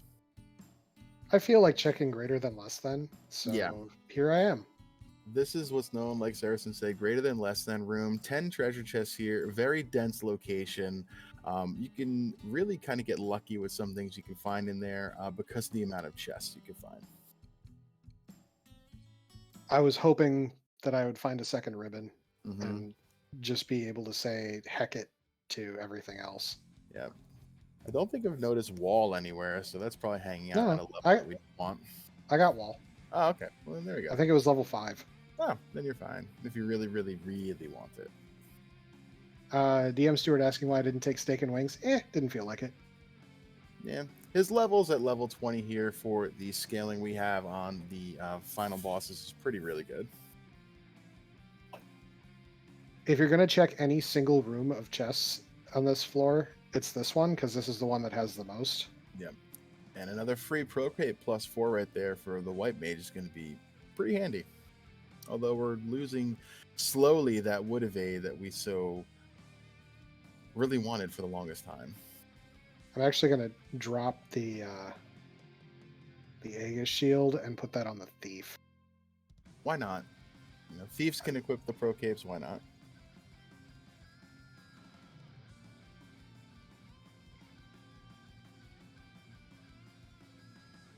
Gurnagas are nice little experience punching bags. Mm-hmm. They're not great, but it was by itself. I was going to run with 2 characters and call it a day. All right, Sky Incentive. It's down here. bottom left room on this, what we call the spider floor, has the incentive location for Sky. We know based off of the process of elimination, everything that Saracen has done, this is going to be our tail, which we can now use to go and visit Bahamut and promote. Promotion gives you access to all the best gear for your characters and magic as well. So it's something that you really would like to get in most circumstances, but it's not necessary to finish the game depending on how things go. Chat calling for a war mech on your way up here. Might as well, right? If I get it, I'll do it. Sure. You gonna show off some of the greed checks on this floor or anything? Sure, I'll do greed. Mhm. I'm not going to do CC's Gambit. I don't feel that pressed for stuff. You have warp, but there's really no need for it. The second ribbon is really the only beneficial thing you could find here. Yeah. That 4-pack room is affectionately called by some of the runners the greed checks or the greed chests on that floor because they're pretty minimal steps out of the way and essentially free because as you walk through the room, because you're on the bottom of the room, like Saracen talked about earlier, you're not advancing the encounter table. And they're really close to the teleporter. Like all the other ones are kind of out of the way. The 6-pack being the worst. Yep. All right, Bridge of Destiny time. We'll top off in case we get a robot friend. Yeah. Get some fire hydrants. I don't mind some fire hydrants. Yeah, this is a pretty free experience here. These enemies typically roll on the downside. They don't have a whole lot going for them in the first place. Not really, and they got a whole lot to give back with 4,200 XP and 6,200 gold. Pretty good. So we're level 23 on most of the party. Almost at that break point we were talking about earlier of level 24 for that fighter. Of course. Yeah. More than 162, less than 182, of course. Mm-hmm. Oh, hey! Chat gets their wish. All right. Okay. Yeah. Ooh. Okay. Okay. Again, showing a war mech swinging on that black mage and not instantly obliterating it just shows the quality of the gear on that black mage.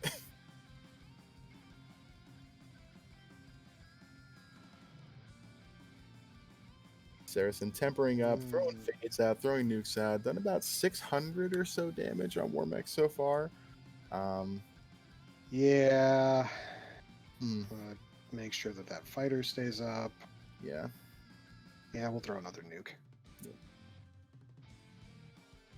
A lot of absorb here, but not much. So, 24,000 experience spread across the party members. Level 25 or 26 for the most part. I think across the party. We're good. We're fine. Yep.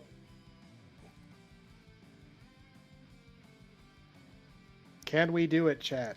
Yep. We'll see if the Bane lands. 5 hits, 264 out of that fighter. Not bad. Yeah, that is really good. Harm 3 for 120. Bane goes out. Poison Smoke. Terminated. Turn 1 Bane from the Black Mage. Insta-kill on Tiamat. All right. So the main reason for the promotion is it's faster this way. The main reason is that I want fast on the Black Mage, and we knew that that was level 8 and promotion locked. So, So we talked about earlier how Saracen had the 2 charges of level 8 magic already, but he was not able to purchase that level 8 spell because it was behind promotion. So now that we can promote here, we can go back to Gaia, which is the lesser of all evils of having to, say, walk back to Lefane, pick up our fast, have our 2 charges guaranteed, take them to the end game. Now the downside here is I've basically finished my leveling, and it's going to be hard to get charges. Yep. If I can get even 1 charge of magic on the night, that's a big deal. And I get it. Hey, wow. Look at that. Very timely. Also, where's my katana? There we go. All right. Oh, it's time for the Earth Cave. Yes. We're almost done, folks. We're an hour and 5 minutes in. It feels like forever. Your speed and routing here is not that bad considering all the talking we're doing here. An hour 5 is not as bad as it sounds. It feels so much worse, I know, but it's not. I know. I'd like there was some time spent in showing things off, which Yeah. I mean is good. Yeah. I mentioned before there's 2 routes through this floor. This is the other one. This one is slightly fewer steps than Mhm. taking the right turn. Farewell, Jacob Burbat.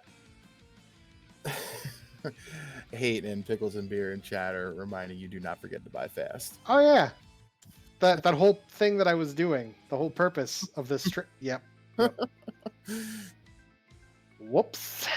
I Losing was time. I was almost not gonna say something because I knew what you guys were doing, but I had to. I mean, I'm losing time no matter what because going over to Gaia means that I'm on the wrong side of the world for getting to Earth Cave, but Yeah, I think this is the worst of all possible options. it's pretty bad. But you can also see with the levels that Saracen has as well. With doing Earth Cave last, there's a lot of enemies here that will just have their what's called morale broken and start running from you in battle. Which can really kind of speed things up and make this dungeon, which has some of the most steps in the game and just painful to walk down, a little more palatable with the lack of encounters you have to stand there and deal with, aside from right now. Also, Earth 5 is terrible. Yeah. Earth Armory floor, this is called. There's 1, 2, 3, 4, 5, 6, 5 chests on the top right and 3 in the top bottom left. So 8 chests on that floor. That could be incentivized depending on how the flags are, which we'll talk about later on through the boot camp. Hello, purple speed bump. Mm-hmm. Farewell, purple speed bump. That katana's doing work. And yes, Hate the 13th. Also, 2 more unique spike tiles on that armory floor in the top right room. That was a heck of a katana swing, by the way. Shout out to Trolls, by the way, for stopping me dead in my tracks. Mm-hmm.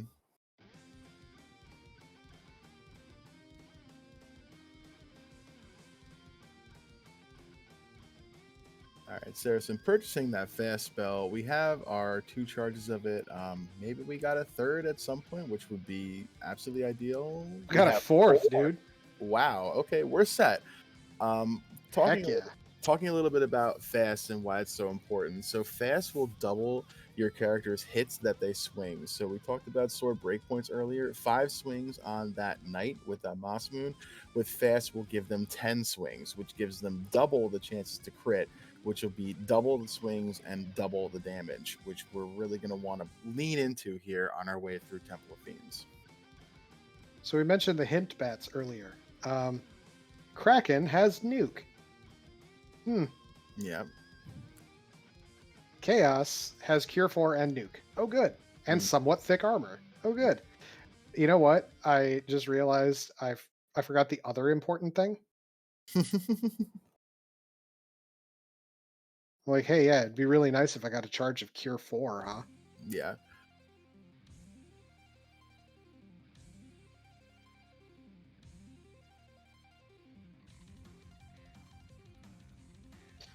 All right, so I feel very comfortable for the most part.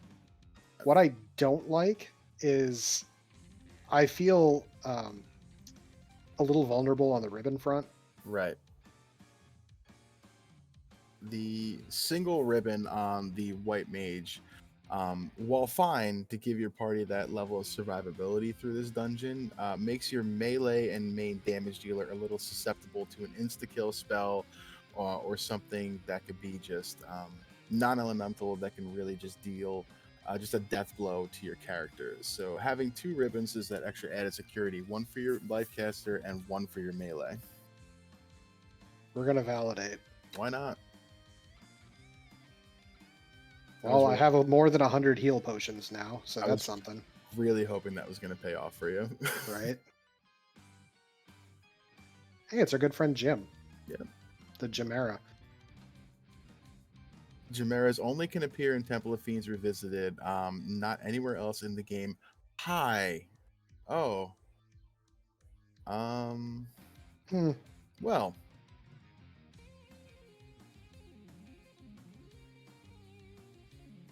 so Frost Giants with Nuke is bothersome, but we shouldn't have to worry too much about that in a few seconds. So I just want to shout out to the top right snake head, which I refer to as the actually head on the Chimera and Chimera. Hmm. Um, yeah,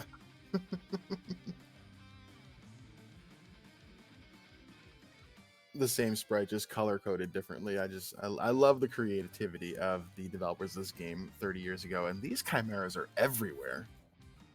usually I love chimeras, but as I'm already over level 24 on the fighter, I don't really care that much. Hmm. Now, the frost giant situation a little bit bothersome, but we're kind of past that now. Yeah, we'll no longer see them on our way through this dungeon. So while that was spooky and terrible, it is now in the past. Yeah. Literally. Nuke Frost Giant indeed was not in the original. No Nuke was on Evil Men, right? evil men. Warmick. No, Warmack was nuclear. Clear. Okay. Yeah. Shudder.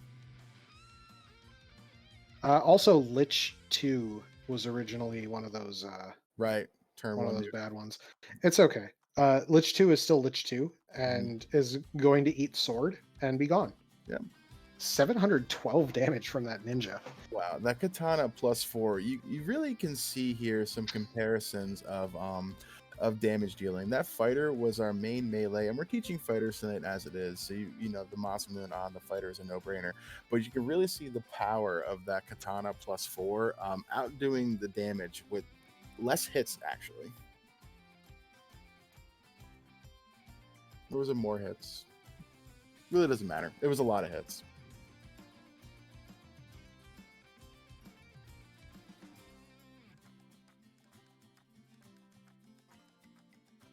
We'll see if this fast goes off just after the nick of time. It does. Perfect. Dead Pulse calling out hurt undead on the thief is doing work, by the Yeah, way. yeah, that's a good point as well. So there's the difference of fast, where the first swing was like 5 hits for 200 something damage, and the second one was 10 hits for 600 something. Hmm. Pretty good. Yeah, double the hits, double the damage, double the crits.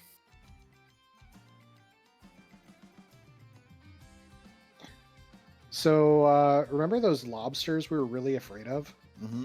We just avoided like all of them. We did. This floor is everybody's least favorite floor in the entire game, I think.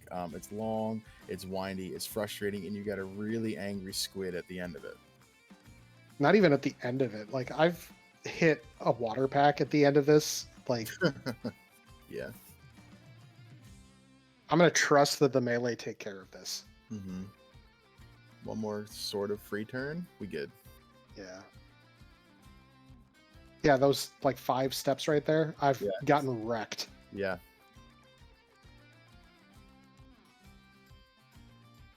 All right, Tiamat. Yes, we're just gonna do this. It's fine. Full aggro. We're fine. I'm rusing on the white mage because I want the white mage to live, Yeah. but Yeah. you know, poison touch. Yeah. So poison touch on Tiamat in the original game was not a thing. You see, as she took a swing at that knight there, he's now on one knee, poisoned. It's okay. Cure 4 solves all sorts of problems. Yep, sure does. So did that Masa. Mm-hmm.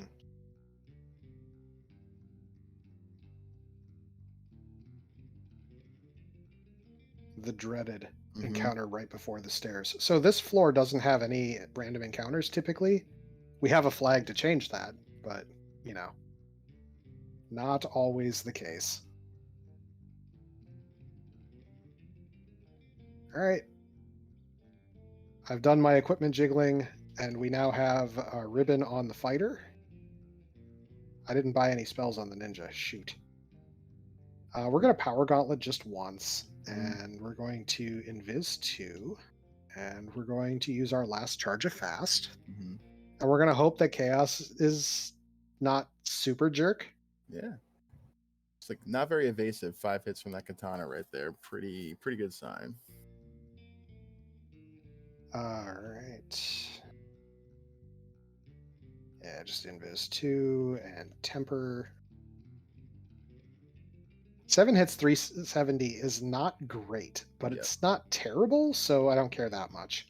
Yeah, no real pause for concern just yet.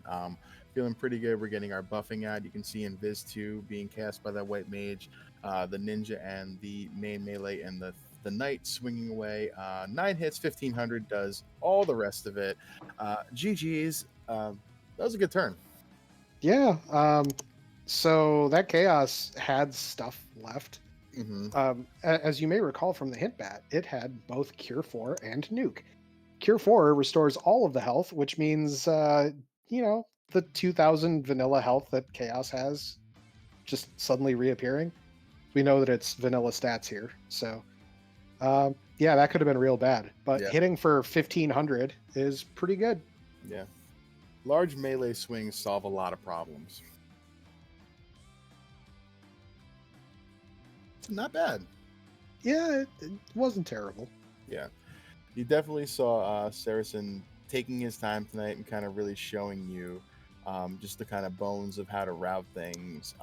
So when we post the seed tomorrow, very similar. Yep. Tomorrow morning, we will be posting the Duckling Weekly seed, which will be the same flag set, different seed, so in different routing and whatnot.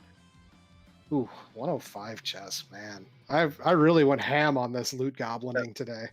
Uh, little couple things on that screen that you saw Saracen talk about. 105 chests open. There are target numbers in our minds for how many chests to open or how many steps to take to usually kind of really help with our speed as racers and whatnot. So 11,000 steps on 105 chests is one of those higher end of the spectrum. Yep, sure was. But we're showing things off tonight. We're not about speed right now. We just want you to learn how to play. Yeah. So this was a leisurely stroll for Hmm. me. I think there were some spooky moments, Yeah, the but new frost giants were. Oof. uh, the lobsters actually concerned me more because Yeah. I mean, like, oh no, I find out about nuke frost giants and I just reset, right? Right, right. But So lobsters can show up in a lot of places and a lot of enemies.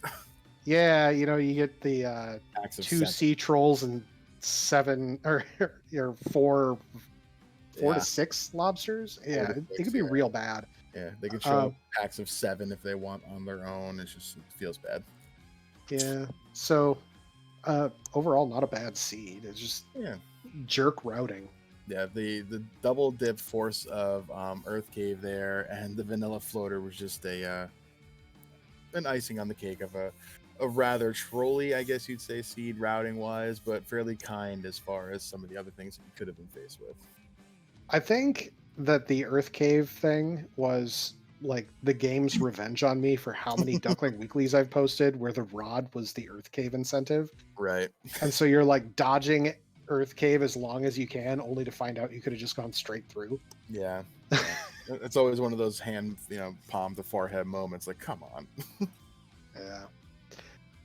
So I hope everybody had a good time here. If you have questions, we're happy to answer them either here if you type real fast, Mhm. or just ask some questions in the New Player Duck Pond, in the Duckling Boot Camp channel, in the Discord, either one, or the Duckling discussion once we get the flags posted there. Mhm. Luffy, do you have final thoughts? Final thoughts were I hope you guys learned something tonight. We'll take our time to really kind of explain things here for some of you new runners out there and new visitors to the community. So I hope you guys learned some things. And Saracen ran a really great run tonight. Really showed off the detriment of some of these routing decisions that they can make and how they just really just the seed sometimes will just make you do what it wants you to do. There's nothing that you can do about that. His choices were sound, his routing was good, but it just said, no, we're gonna do something else instead. But it was fun. I like doing these with you. Thank you to Hate for restreaming. Thank you to RP G Limit Break for hosting us and everybody else for stopping by. That was fun. Yeah, absolutely. Thank you to everybody. Luffy, thank you for holding down the comms tonight because, you know, I'll be honest, I can talk and watch a race, but run a seed while talking, man, it's a whole new skill set for me. I was trying not to step on your toes so much, but you and I work together quite a bit, so I thought I was feeling okay with you. But you're welcome. I didn't want to take too much away from you from your running tonight. That was the important thing. So, yeah, I hope everybody had a good time tonight. Hmm. And I hope that we get to see lots of people posting times for the Duckling Weekly. So, if you are new to the community, make sure that you've joined the Discord. That is linked in the chat right now. Make sure in the role request channel you put the duckling role on yourself. If you're new to the community, that's going to make sure that you get the pings when we do these boot camps. It's also going to make sure that you can post times in the duckling weekly, and it helps identify who all here is learning the game, trying to figure this all out. Hmm. We're a very helpful community, so I hope that you come by, chat it up, have a good time with us. With that, I think that's about it for me. I hope y'all had a good time. I certainly did. Stealing Dead Pulse's shtick all of a sudden. Yeah, thank you to RPG Limit Break for the hosting here tonight. Thanks again, Hate the 13th, for jumping in on the restream. I know it was like right as he was getting home. It was like last minute getting everything together, so always stressful there. Hmm. And Luffy, you're fabulous. Love you, buddy. All right, and with that, love you too, chat and Luffy. Y'all have a good night.